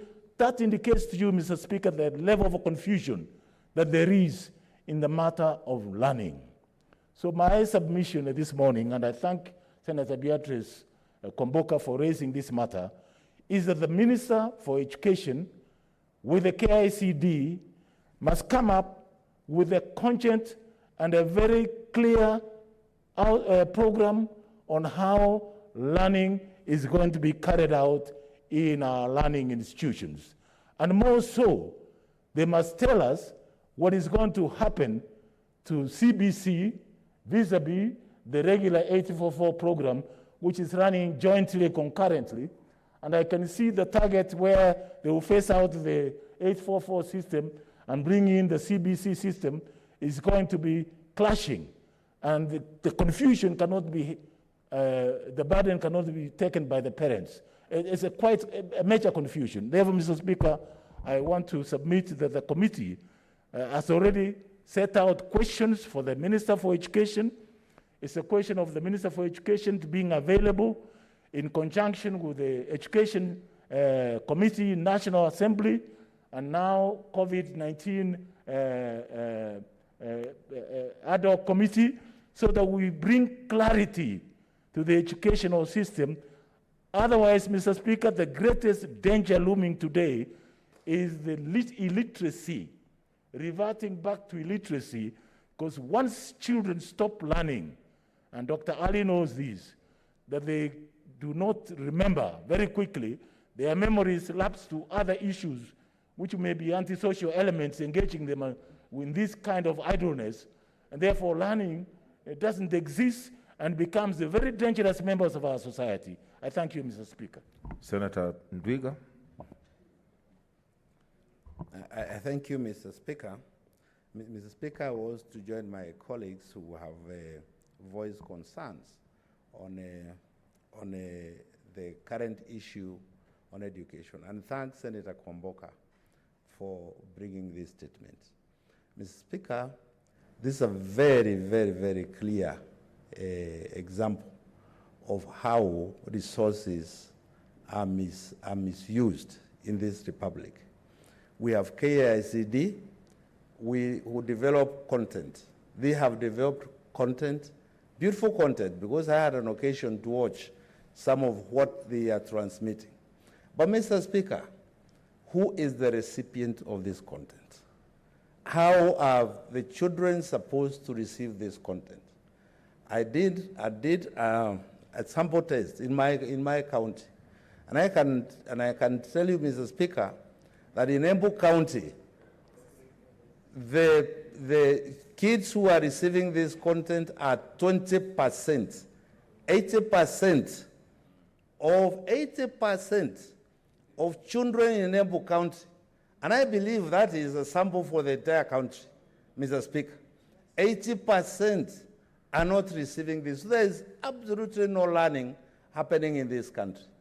We would want, I think as leaders as Senate, we would want to challenge the Ministry of Education to come up with a very clear roadmap and tell this country how we are going to resume education.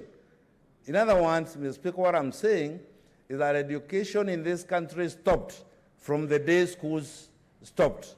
From the day kids were told go home, that is when education in this country stopped. So let nobody tell us that there's education going on through television, I don't know through what. Mr. Speaker, that content is not getting to the recipients. Mr. Speaker, the other day, one parent called me and said, now we've been hearing the Minister of Education saying education is going on. What are you doing as our senator? This thing is not getting here. Speaker, so now you get the confusion that there are parents in Embu who think that the content is not getting there. Your kids are all over praying, doing whatever they are doing, because even the parents don't know that this thing exists, Mr. Speaker. So, Mr. Speaker, I think whoever it is that's going to, whichever committee that's going to be looking at this, we want the Minister for Education to hear us loud and clear that in this country there is no education. Can he? We sympathize with him and with the situation because it is not his doing. It is not anybody's doing. It is this COVID. But can we come up with with systems that will guarantee, that will not guarantee, that will remove the confusion that is in the country today? That if we are going to have any learning, when and how? The when may be a problem because we do not know when COVID, when this pandemic is going to be with us, but even the how. So also even the when, because systems could be developed where we can get some kids in school. For example, Mr. Speaker, in a whole school, in a school, maybe you can get standard 7 and 8 because the others are not in school. Yes? Standard 7 and standard 8, they can resume, they may resume, right? Or the others wait until we get COVID. But Mr. Speaker, I don't think this country, we as leaders, we are ready to watch this country go back into illiteracy. We fought so hard, and government has fought so hard. I think we need to put in place proper systems where education continues. I thank you, Mr. Speaker. Thank you very much, honorable senators, for your contributions. The Chair, Education, I think you have heard the sentiments of the representatives of the people because you represent people. And this is a matter that the whole country's parents are worried. They don't know what to do. I think the ministry, the chair and the committee need to move with speed to reassure this country about our education. And that is the concern that is being raised by all the senators, by all the leaders, because as a Senate, we must also pronounce ourselves on this matter. Next statement is from Senator Wetangula. It's not in. Senator Abdullahi Ali. Thank you. Okay. Mr. Speaker, sir, I rise pursuant to Standing Order 48-1 to seek a statement from the Standing Committee on Energy concerning frequent electricity power outages in Wajir County that has lasted since 2017 to date. In the statement, the committee should explain when the new power generator in Wajir County will be operationalized, as it has been lying idle since it was procured in 2019. Explain why another generator which broke down and has all the spares ready and available in Wajir, why it has not been repaired. Why? Because they claim that the contractors are in Tanzania and they cannot come. Does that mean that the ministry do not have enough mechanics to do that job, to repair, so that the people of Wajir can get electricity, Mr. Speaker?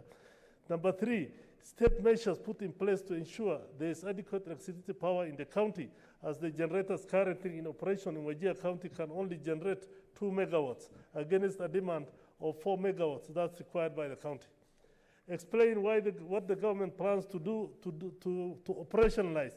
And ex-Garissa, they took a generator from Garissa last year, which they claim will provide 2 megawatts, and it's still lying idle, Mr. Speaker.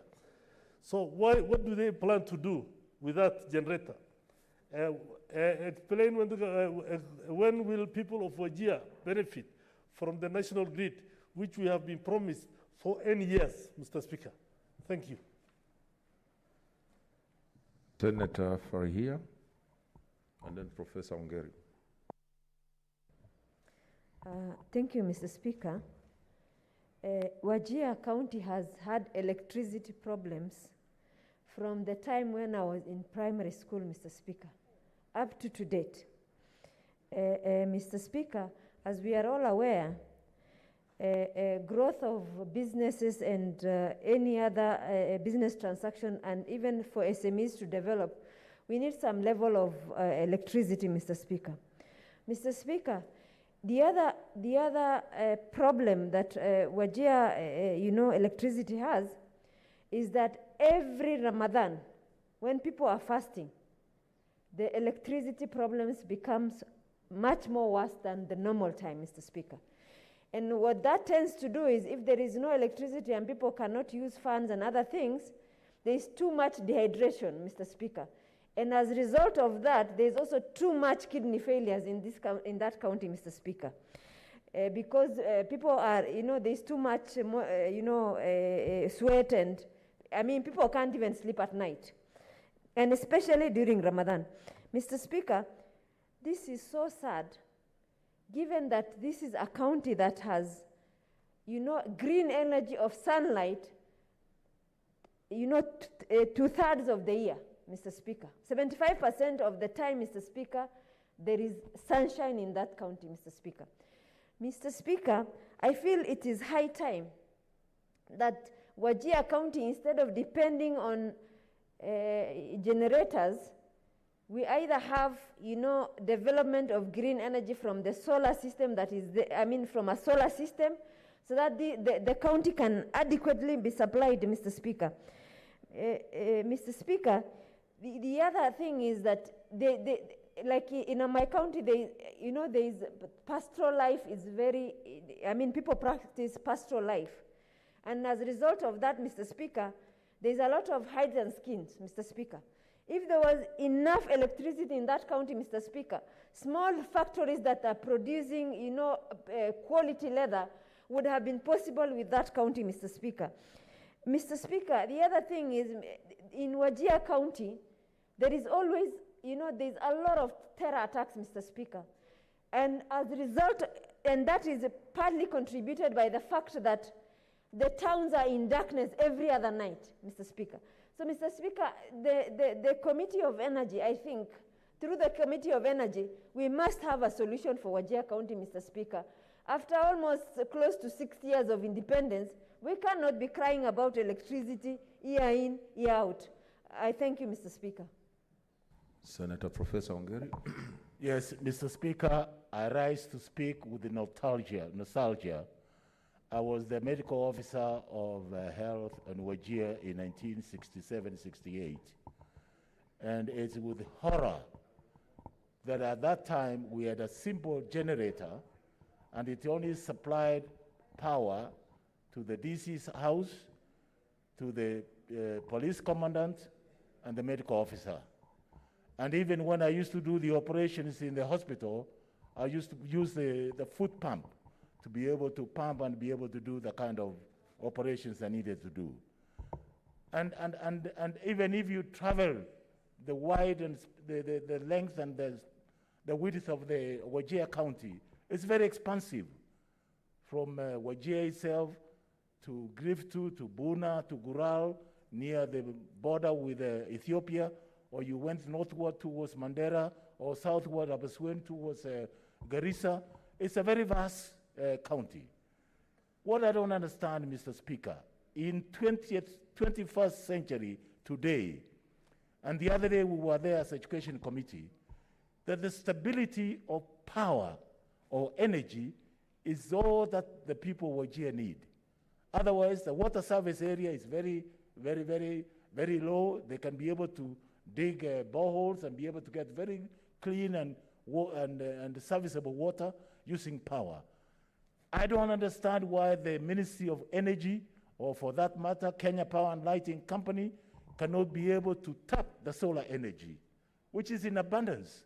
There's so much sunshine there, there's so much heat there, that they can be able to store up so much solar, much cheaper, very clean energy, that you can use for all the purposes, rather than be subjected to electricity breakdowns and outages now and then, and it can be very frustrating, particularly in an area which, in quotes, has some other security concerns.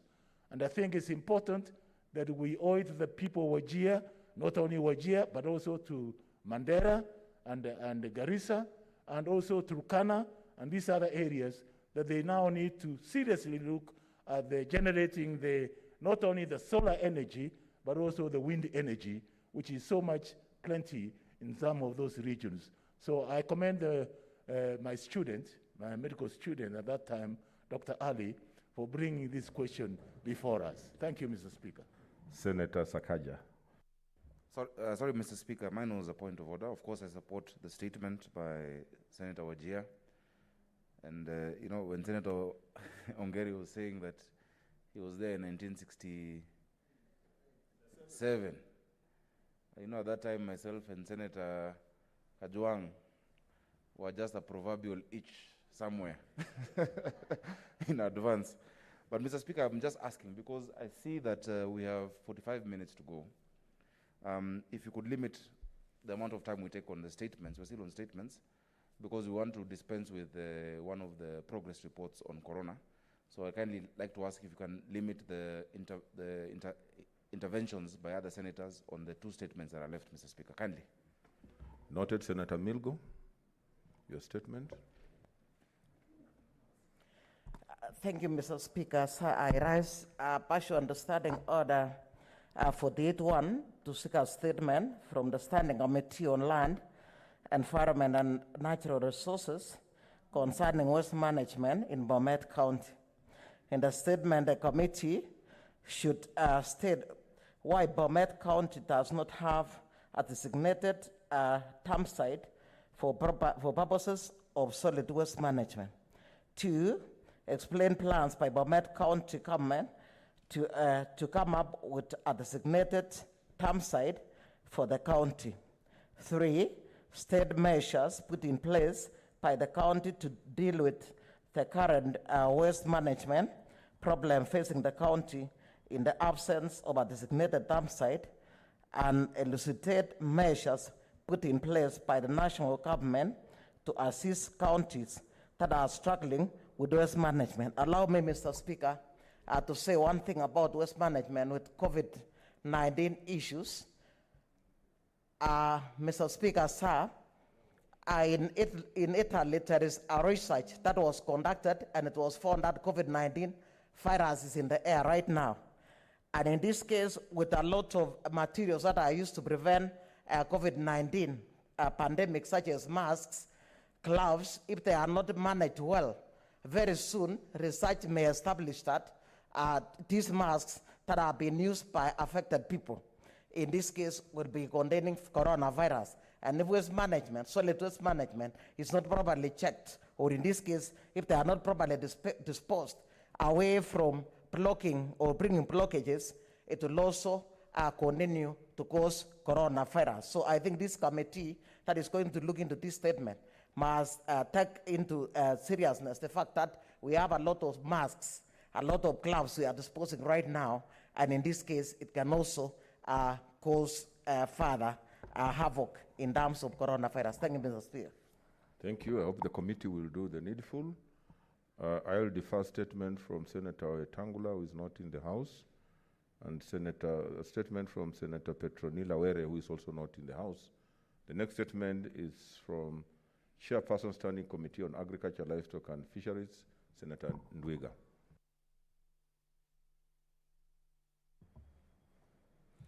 Thank you, Mr. Speaker.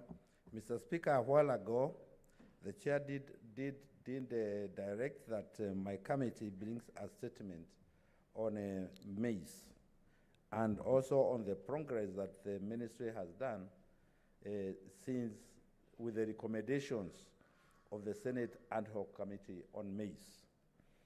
Mr. Speaker, at its 74th sitting held on 22nd April 2020, the committee deliberated on the planned import. This one is on importation of maize. The committee resolved to invite the Cabinet Secretary, Ministry of Agriculture, Livestock, Fisheries, and Cooperatives to appear before it to address the matter of the importation of maize and to brief the committee on the implementation status of the recommendations of the Senate Ad Hoc Committee on Maize. The committee held an online meeting with the Cabinet Secretary on Monday, 4th May 2020, where he briefed the committee, the senators, as follows. 1. on food security in the country and maize importation. The national food and nutrition security is stable following near normal performance of the 2019 long rain season and good performance of the 2019 short rain season. While prices of maize and wheat have increased following uncertainties brought about by the COVID-19 pandemic, as well as the locust invasion in some counties, the prices of other food commodities have remained stable. The 2019 long and short rains resulted in the production of about 43.3 million 90 kg bags of maize, which is a slight decline compared to 44.5 million bags produced in 2018. However, production of other food staples remained normal. The maize balance sheet forecast up to June 2020 indicates that there will be a net surplus of maize of about 2,444,800 bags.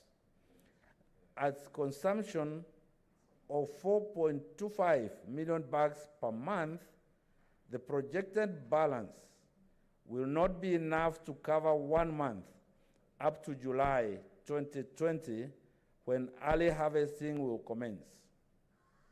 The available stocks of the other main food staples are sufficient from local production and projected imports. Vide Gazette Notice number 3234 dated 20th April 2020.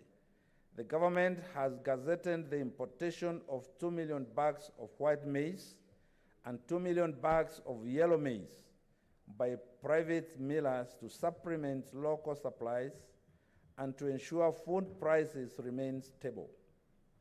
These imports are meant to fill the gap that the country is expected to experience between the months of June and July 2020. This will also cushion local producers from markets flooding when local supplies from the South Rift part of the country are available in the market in August. A concessional import duty rate of 14% shall apply in respect of white maize and a rate of 10% in respect of yellow maize, important in order to ensure that the maize sells at local prices. Importers were given a deadline of 30th May 2020. However, this may be adjusted to a later date where they are justifiable and valid delays in shipment. The ministry will continue monitoring the field situation, including collection of information of available stock held by various value chain actors, in order to inform further action to be taken to improve access to food and price stabilization during the emergency period between April to June 2020. And maize importation remains low compared to long-term averages. This is partly due to available local supplies, as well as reduced inflows across regional borders owing to the challenges of COVID-19 pandemic. Strategic food reserve stocks. Currently, there is no maize stock in strategic food reserve stores, as the government left market forces to be in play. The government had also disposed of own stocks to avoid quality deteriorations. However, The Strategic Fund Reserve Trust Fund has a total cash amount of about 10 billion shillings that is readily available for fund purchases locally or externally if need arises.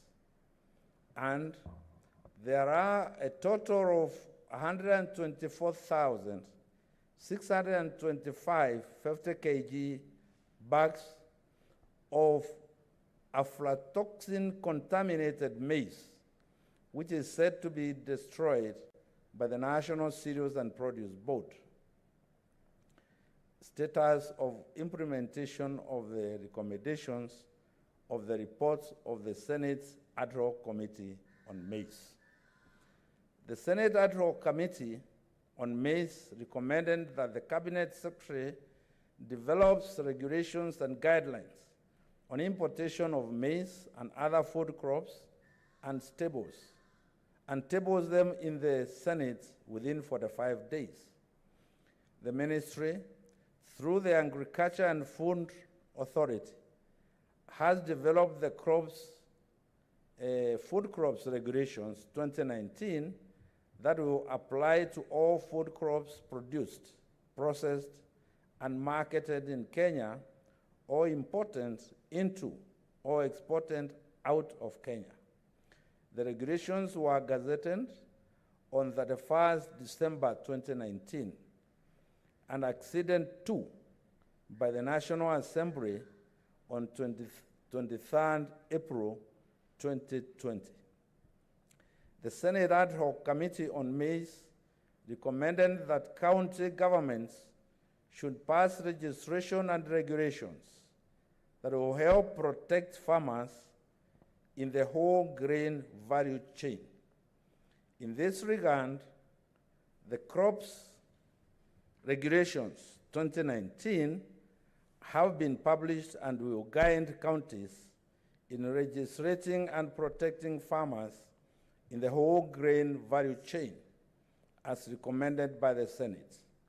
The regulations also provide for the rights and obligations of growers and growers' associations, the registration of all actors in the entire grain value chain for provision of their regulation, guidelines on contract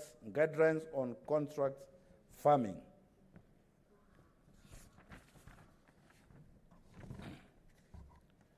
guidelines on sale and packaging on food crops and produce. Honorable Speaker, sir, it was resolved that the Cabinet Secretary would provide the committee with monthly updates on the maize situation in the country, as well as the implementation status of the recommendations of the Ad hoc Committee on Maize. I shall continue to provide the updates to the House as resolved. I thank you, Mr. Speaker. Thank you for your report. Honorable Senators, I will now defer orders number 8, 9, and 10 and go to order number 11. Clerk. Order number 11, motion, 4th and 5th progress reports of the Ad hoc Committee on COVID-19 situation in Kenya. Resumption of debate.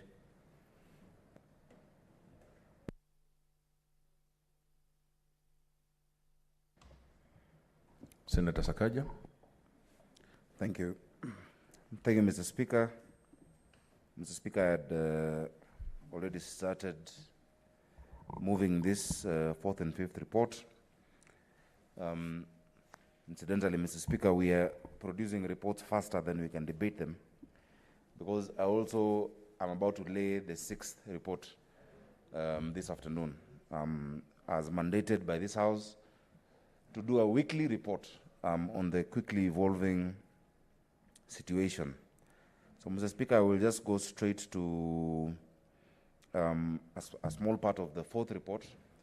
The 5th report is comprehensive about finance measures, and that is the one which will require some more time. Mr. Speaker, as of today, the committee has held 52 sittings and has engaged with several institutions at the national and county level.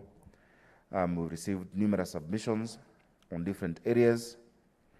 As of the fourth report, as of the date of the fourth report, Mr. Speaker, some of the gains that the committee had made was, number one, the decision by the National Transport and Safety Authority to adjust the expiry duration of all motor vehicle inspection bookings from 16th March 2020 to 30th May, following intervention by the committee. Many people in this sector had really complained that they were not able to get these bookings and as such are not able to operate commercially. But during our interactions, we agreed with the NTSA following a meeting on the 30th of April that they publish a notice, and they did to that effect. Subsequently, all of those whose vehicle inspections have expired or had expired and could not operate on the roads are required to book inspection through their team's account and present their booking slips. What is required is just those booking slips to enforcement officers when required to. Mr. Speaker, we've also proposed in the pandemic bill, which is coming for committee stage, that during the time of a pandemic, such statutory timelines that might have been expired are then extended, especially those where a renewal is not possible to be done during the period of the pandemic.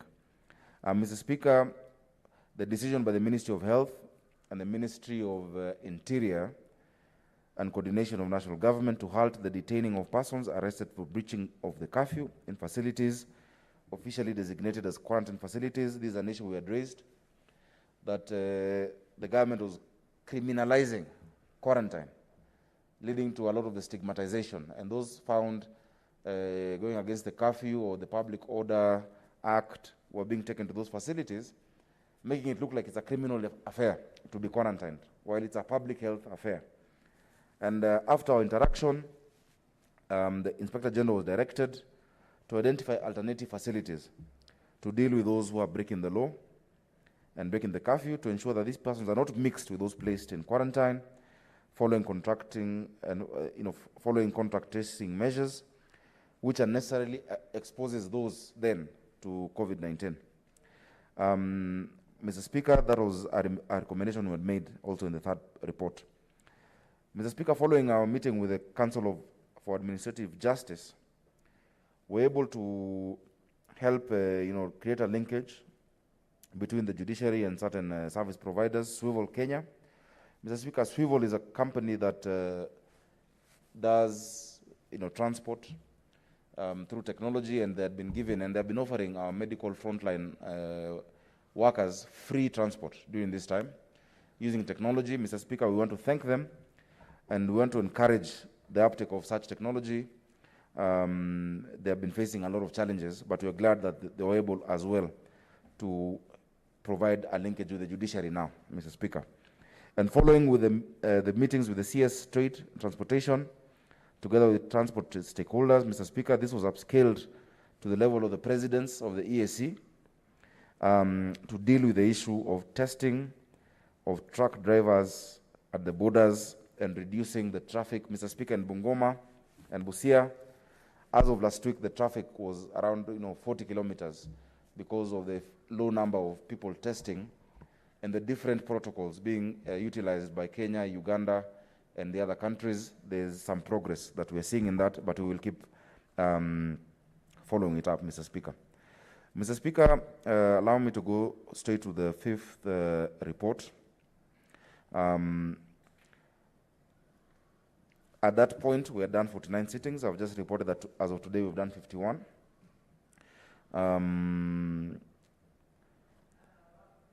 So this one is basically on the issue of economic and finance. Mr. Speaker, the sixth report will be on social, public order, and human rights. Mr. Speaker, in relation to this thematic area of economic and finance issues, the committee deliberated extensively on issues relating to, one, the impact of COVID-19 on businesses, particularly micro and small and medium-sized enterprises. Two, the trade aspects, including easing of legislative and regulatory requirements for doing business, impact of the closure of retail markets by county governments, and protection of residential and commercial tenants and landlords. And thirdly, measures to cushion borrowers through a moratorium on repayment of loans, interest, and penalties, freeze on execution for borrowers who might have defaulted on their loans due to COVID-19 situation where it can be proven, and on listing by credit reference bureaus, Mr. Speaker, and the macroeconomic effects, including addressing economic shocks arising from the loss of export markets for commodities, as well as a drop in our tourism numbers, the drop in remittances by Kenyans abroad, and in foreign direct investments, FDI, and fiscal space for additional government borrowing. Mr. Speaker, having analyzed the issues and concerns raised by the public, the committee met and deliberated with the following stakeholders. Under government agencies and independent offices, we sat with the CS National Treasury and Planning, the Cabinet Secretary Industrialization, Trade and Enterprise Development, the Council of Governors, the Controller of Budget, the Governor of the Central Bank of Kenya. Within the private sector, we had extensive deliberations with the Kenya Bankers Association, the Kenya Union of Savings and Credit Cooperatives Limited, and Credit Cooperative Societies, the Kenya Association of Manufacturers, the Small and Medium Enterprises Federation, the International Budget Partnership, Institute for Public Finance of Kenya, the Institute of Social Accountability, Mr. Speaker, among others. Based on this, on our analysis of the written memoranda, because very many Kenyans, more than 160 submissions were received, Mr. Speaker, we have made substantive observations and recommendations for adoption by this House. And I hope senators will be able to interact with this report that has been available since we tabled it and contribute to it so that we can make serious and specific recommendations to the national government and to the county governments, Mr. Speaker. Mr. Speaker, for the current situation, we observe that one, of course, there is significant negative impact on key sectors, trade, tourism, agriculture, manufacturing, our state. The preliminary growth for Kenya, Mr. Speaker, 2020 is projected to decline to around 3%. If the extreme shock persists, growth is likely to drop further to below 2.5% as global demand remains weak, Mr. Speaker. In fiscal years, growth is estimated at 4.4% for 2019-2020 and 4.6% 2020-21. That was the initial projection. Mr. Speaker, remember this is coming down from above 5.5. And in fact, in reality, in these discussions, especially even with the Treasury, they said realistically, the economic growth will actually be around, if we are fortunate, around 1.8%. Mr. Speaker, the last time we were at such a growth level was 2008, after the post-election violence. And the effects of the economy, Mr. Speaker, have taken many years to recover. Remember, the previous year, we had gotten to almost 7%, actually 7.1%. Mr. Speaker, agricultural sector has been heavily affected by the pandemic. There's reduced export earnings and loss of income due to low global demand for agricultural exports, especially horticulture, tea, and coffee, among others. The foreign exchange market, however, fortunately remains stable, supported by continued narrowing in the current account deficit. Reduced demands for Kenyan exports and declining prices for commodities in the international markets, compounded with the drop in tourist arrival in the country, has led to great revenue loss, lowering our foreign reserve and exerting pressure on the shilling. Mr. Speaker, the official foreign exchange reserves held by the central bank stood at 8.2, actually 5 months of import cover, Mr. Speaker. Ideally, we should be having 6 months import cover in US dollars, and that was in February 2020. And that went down from 5.4 imports cover in February 2019. So there is cause for concern there.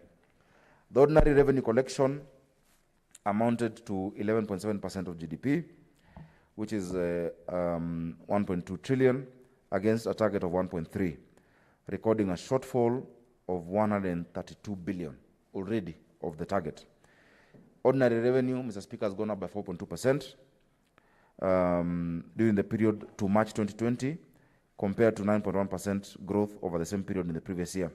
But the shortfall in ordinary revenue, Mr. Speaker, collection from the target of 132.3 billion was recorded in all broad categories, with excise taxes recording a shortfall of 35.2 billion. Other categories that performed below target were income tax by 39.2 billion, import duty 17.8 billion, and VAT 34.8 billion. Mr. Speaker, naturally, and there's been, unfortunately, a decline in remittances, direct foreign remittances by Kenyans living abroad, which has reduced the foreign currency inflow, occasioning our exchange rate, Mr. Speaker, to depreciate against major international currencies. As at 12, which is last Tuesday when we filed this report, the Kenya shilling was at 107.6 against the dollar. And I'm sure before I finish this report, Senator Kajong will tell us how much it is now. Mr. Speaker, overall fiscal deficit, including grants for the period ending March 2020, was at 449.6 billion, 4.3% of GDP. Funded through net foreign financing of 87 billion, net domestic financing of 360.4 billion, and other domestic finance, including loan repayment receipts, at 2.2 billion. The Treasury continues to engage multilateral and bilateral partners on funding interventions, Mr. Speaker.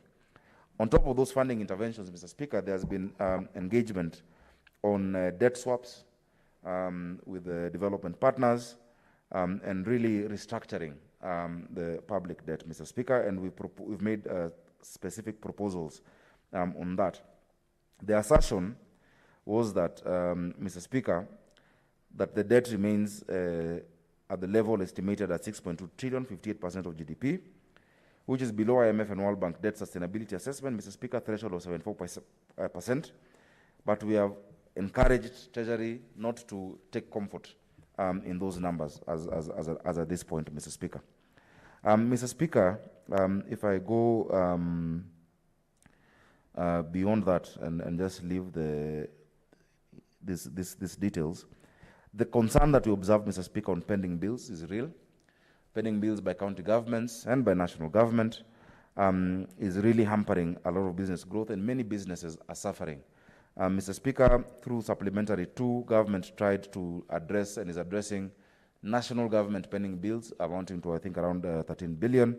But, Mr. Speaker, as of 30th of April, county governments have a balance of 16 billion in pending bills, and the national government has eligible pending bills of 34.9 billion, Mr. Speaker, and leaving an outstanding balance of 16.3 billion, Mr. Speaker.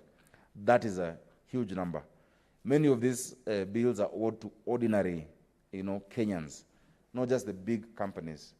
You remember the case of a man in Kajiado who says he's been supplying his cows to, I think, prisons and the NYS. It's ordinary business people, and not being able to sort out this is really having a negative detriment. We're encouraged by the effort and the commitment by the Treasury, but we will keep following up. Also county governments to make sure that they sort out these pending bills. Mr. Speaker, we noted and commended measures taken by commercial banks, SACCOs, and other financial institutions to cushion borrowers.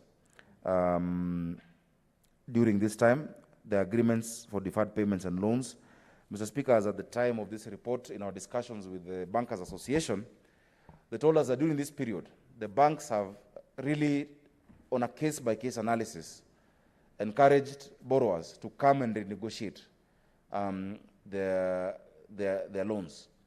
As at the time of filing this report, Mr. Speaker, the Kenya Bankers Association informed us that they'd received over 20,000 requests amounting to 160 billion. And that on a case-by-case, they really have, tried to work with the clients, and we're encouraging Kenyans, go to your bank, negotiate, talk to them. Even as we passed the legislation on, cushioning of borrowers, many banks have expressed willingness, and we want to commend the Kenya Bankers Association and all our local banks to know that this is not the time necessarily just for profit. Mr. Speaker, allow me to leave more of those. We have many recommendations. I will leave that for senators to be able to go through and to be published to the public. But allow me, Mr. Speaker, now to go straight to recommendations. on this thematic area because of the time I am seeing.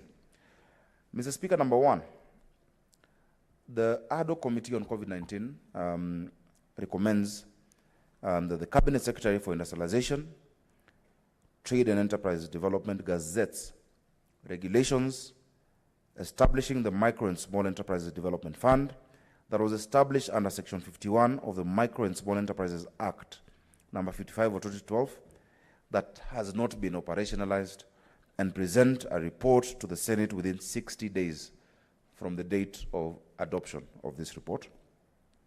Number two, to announce accountability for and oversight over the COVID-19 Emergency Fund and other funds established at the national and county level, the National Treasury and the county treasuries to submit monthly income and expenditure reports to Parliament and the respective county assemblies.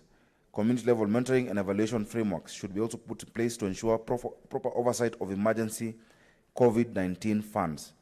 Mr. Speaker, this came from the observation that many accounting officers are taking advantage of the pandemic to do emergency procurement and to misuse funds related to sorting out the issue of COVID, Mr. Speaker. They must continue following the public procurement laws that we have, Mr. Speaker, and any funds that have been set aside, including that by the COVID fund, for the purposes of dealing with COVID-19. We are saying that if members adopt this report, national and county governments will give a monthly just income and expenditure report that we have received this, and this is what we have spent, so that we do not see budgets flying around that are very suspicious, and even some of them are sensationalized. And they shall give those reports to the Senate and the National Assembly, and the county governments shall do that to their respective county assemblies, Mr. Speaker. Mr. Speaker, to hasten disbursement of funds to counties, the counties should comply to rules and regulations set by the oversight bodies to facilitate funds disbursements. Further, the counties with pending bills to adhere to the agreements, because they made agreements on their own with the COB and National Treasury on payments of verified pending bills to ensure that these bills are settled as per the verified bills, a specific AIE with clear bills to be settled, with the released funds to be sent to counties. The funds are available, Mr. Speaker. To support MSMEs to continue with their businesses during the pandemic, the government to hasten the planned liquidity support for small and medium-sized enterprises through credit to banks and other financial institutions, to further promote MSMEs, emphasis to be made to government agencies to procure available items from local funds as much as possible. Mr. Speaker, in our discussion, Treasury reported to us that they were in a very high level or a very advanced stage with the our development partners to get money, a grant, and even some as concessionary loans around, at that point it was 120 billion, to cushion small businesses. Mr. Speaker, if this money is actually channeled through our lending institutions at concessional, very low rates, and a business can come and demonstrate that in this same period, in the last financial year, this is what I've been making, these have been affected by the pandemic, for us to make sure that people do not have to fire their employees, that people don't have to get direct money to pay their rent. Mr. Speaker, if we protect these businesses, especially in the hospitality sector and tourism sector, through such a wage subsidy fund, we will have affected very many Kenyans. And these businesses are able to demonstrate, one, they pay as you earn, they've been paying for their employees. They're able to demonstrate these have been our cash flows, these have been our turnovers, but during this period, they get at a very discounted rate this money from the banks, which they already have a relationship with, Mr. Speaker, will have done a great service to our country, Mr. Speaker. Mr. Speaker, to reduce on disruption, and we have made further recommendations in our bill as part of the amendments on this wage subsidy fund that is needed as a matter of urgency for our businesses today. To reduce further disruption on supply chain, counties need to facilitate retail markets by adherence to Ministry of Health requirements to ensure social distancing and provision of the necessary sanitary facilities in market areas. We've seen this in very few counties. Other counties are not following this, Mr. Speaker. Mr. Speaker, on the underperformance of own source revenue affecting the credibility of the county budgets, promotion of automation of on-source revenue collection stream to be done to curb leakages and to consider legislation. And I'm glad, I think it was Senator Kajwang who spoke on the need for county assemblies to resume, and for us as the Senate to guide them on how they can resume so as to play their role. Mr. Speaker, at this time of the pandemic, a lot of mischief is happening in counties because there's no assembly. And many governors have even colluded with leaders of majority and minority not to cause the resumption so they can continue doing direct procurement from their cronies of masks, of PPEs, and of all these things, of fumigation, chemicals, etc. at this time. So we need to state as a Senate that county assemblies must resume, of course, following certain guidelines like we are resuming, because we have not suspended oversight in this country. Mr. Speaker, we have also said that to cushion these businesses, because in our meeting, and you have noticed I have returned it because now I have somebody close to me, and that is the Ministry of Health protocol. Mr. Speaker, the Minister of Health demonstrated to us that he had PPEs that have been imported from China and other countries, and local PPEs. And he called medical personnel, removed the tags, and asked them, which one do you prefer? They did the tests, and they said, actually, the local ones are very good. Why can't we buy Kenyan at this point? Why are we still importing? Yet many, many Kenyans are able to produce the masks and the PPEs locally. Mr. Speaker, we're saying in this report that KEMSA must give us the quota of the local production that they are relying on, and all other agencies that are procuring publicly, because there's a list. KEBS came and gave us a list of more than 60 companies that they have certified for the production of masks, and 26 local companies that they have certified for the production of PPEs, and they're saying they're of even higher quality than those we're importing. So why are we importing, Mr. Speaker? Let us support our own homegrown industries. Our Juakali artisans must provide the infrastructure for hand washing, Mr. Speaker, the stands for the water basins in markets. Let's go to them. Let us not have to always believe that anything that is imported is better, Mr. Speaker.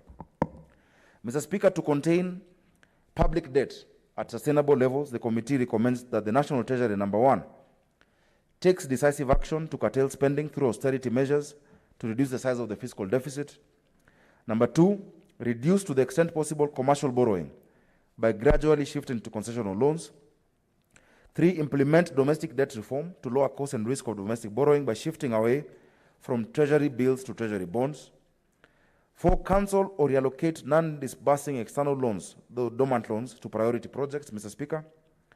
Five, strengthen the capacity of the Public Debt Management Office and implement debt and borrowing policy anchored on the best practice to improve the effectiveness of the Public Debt Management Office, to spread out or stagger contracting of the current external loans in the pipeline over the financial years 1920 and 2021, to refinance high-cost external debt estimated at $3 billion, Mr. Speaker, and that is a high-cost one. You know, not the concessional, not the multilateral ones that we got at better rates. They need to refinance those, Mr. Speaker, to negotiate with key creditors, especially Exim Bank of China, to restructure bilateral basis specific debts and debt for development swaps.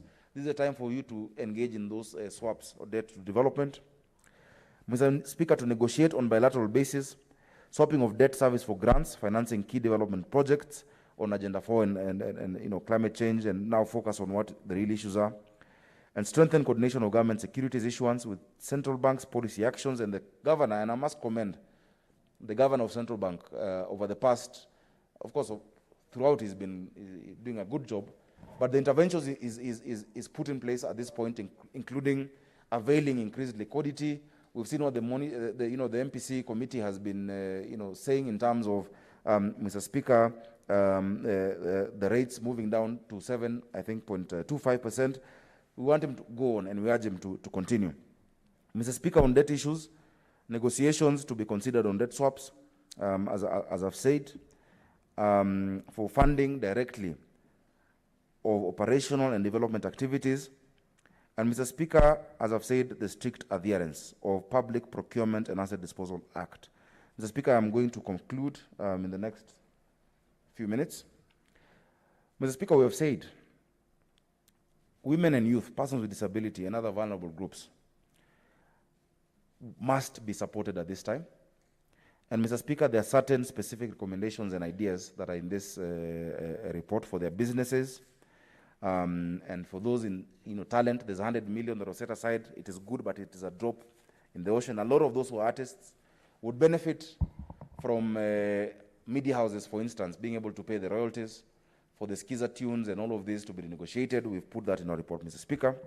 We're saying, Mr. Speaker, that where international markets have reopened in Europe and Asia, the government to support KQ in operating cargo flights to and from these destinations to facilitate import and export of goods. Community-level monitoring and evaluation frameworks to be considered to ensure proper oversight of the COVID-19 funds, and as I've said, a monthly report of income and expenditure by these counties, and that there must be serious accountability and transparency in the lists of those who are getting money through cash transfer. The targeting of the vulnerable must be transparent to the community level so that they know that this money is actually going to those who deserve. Mr. Speaker, as I conclude, I wish to thank the Office of the Speaker, your office, and the clerk for the support extended to us in undertaking this important assignment. Mr. Speaker, we've been able to really cover a lot of ground in many of these issues, Mr. Speaker. And we are saying, in fact, recently we sat with the CS Interior and the CS Water etc., and we agreed that all evictions and demolitions stop. But Mr. Speaker, after that, we are dismayed that we saw further demolitions and evictions going on, Mr. Speaker. And for that, Mr. Speaker, we are going to bring a substantive report. I'm glad the committee chaired by Senator Gidiomi is looking at Kariobangi based on the statement that I brought, and they're looking at what happened in Ruai, Mr. Speaker. But we cannot have a situation where we agree with government and we make recommendations as a committee or as a resolution of the House that is taken as mere suggestions. In fact, what we're agreeing on now is the amount of support in terms of humanitarian money and food and resettlement that is being done to those people. And I want to thank Senator Gidiomi, who has led that, and that is what we've been doing over this time, Mr. Speaker. Mr. Speaker, I thank you, and then, Mr. Speaker, therefore I beg to move that the House does adopt the 4th and 5th progress report of the ad hoc committee on COVID-19, Mr. Speaker. In the afternoon, I will table the 6th report that looks at social justice and human rights, Mr. Speaker. Thank you, Mr. Speaker. I beg to move.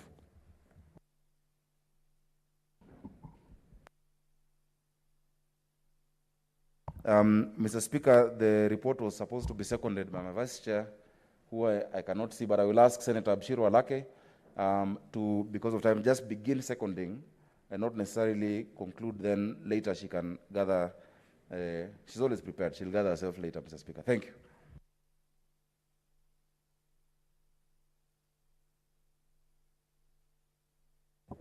Thank you, Mr. Speaker. Thank you, Chair, for this elaborate report. Mr. Speaker, as you've been told, the issues around our economic and the impact of COVID on our economy is being felt by all of us, so there's no belaboring it. Mr. Speaker, as you know, this committee has clustered a lot of its thematic areas, and this is the thematic area that looks at financial and economic issues.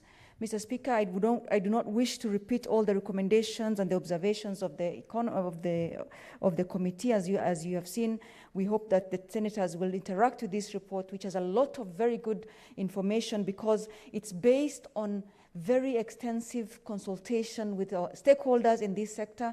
Mr. Speaker, if there's one time that public participation has been done justice, it's this time that it was based and enabled by technology. So again, just going back to your message this morning, the power of the ICT to actually make us implement our constitution, and especially as regards public participation at a low cost and minimum disruption is amazing. We have met, as you'll see, I don't wish to go through all the people we've met. There are so many, and without technology that would not have been possible. Mr. Speaker, as we give recommendations, we also bear in mind that our own revenue as a country is also taking a beating. Our revenue is probably going to collapse if we're not careful. Honorable Senators, it's now 12:30 p.m. Time to interrupt the business of the Senate. The House therefore stands adjourned until today, Tuesday, 19th May 2020, 2:30 p.m.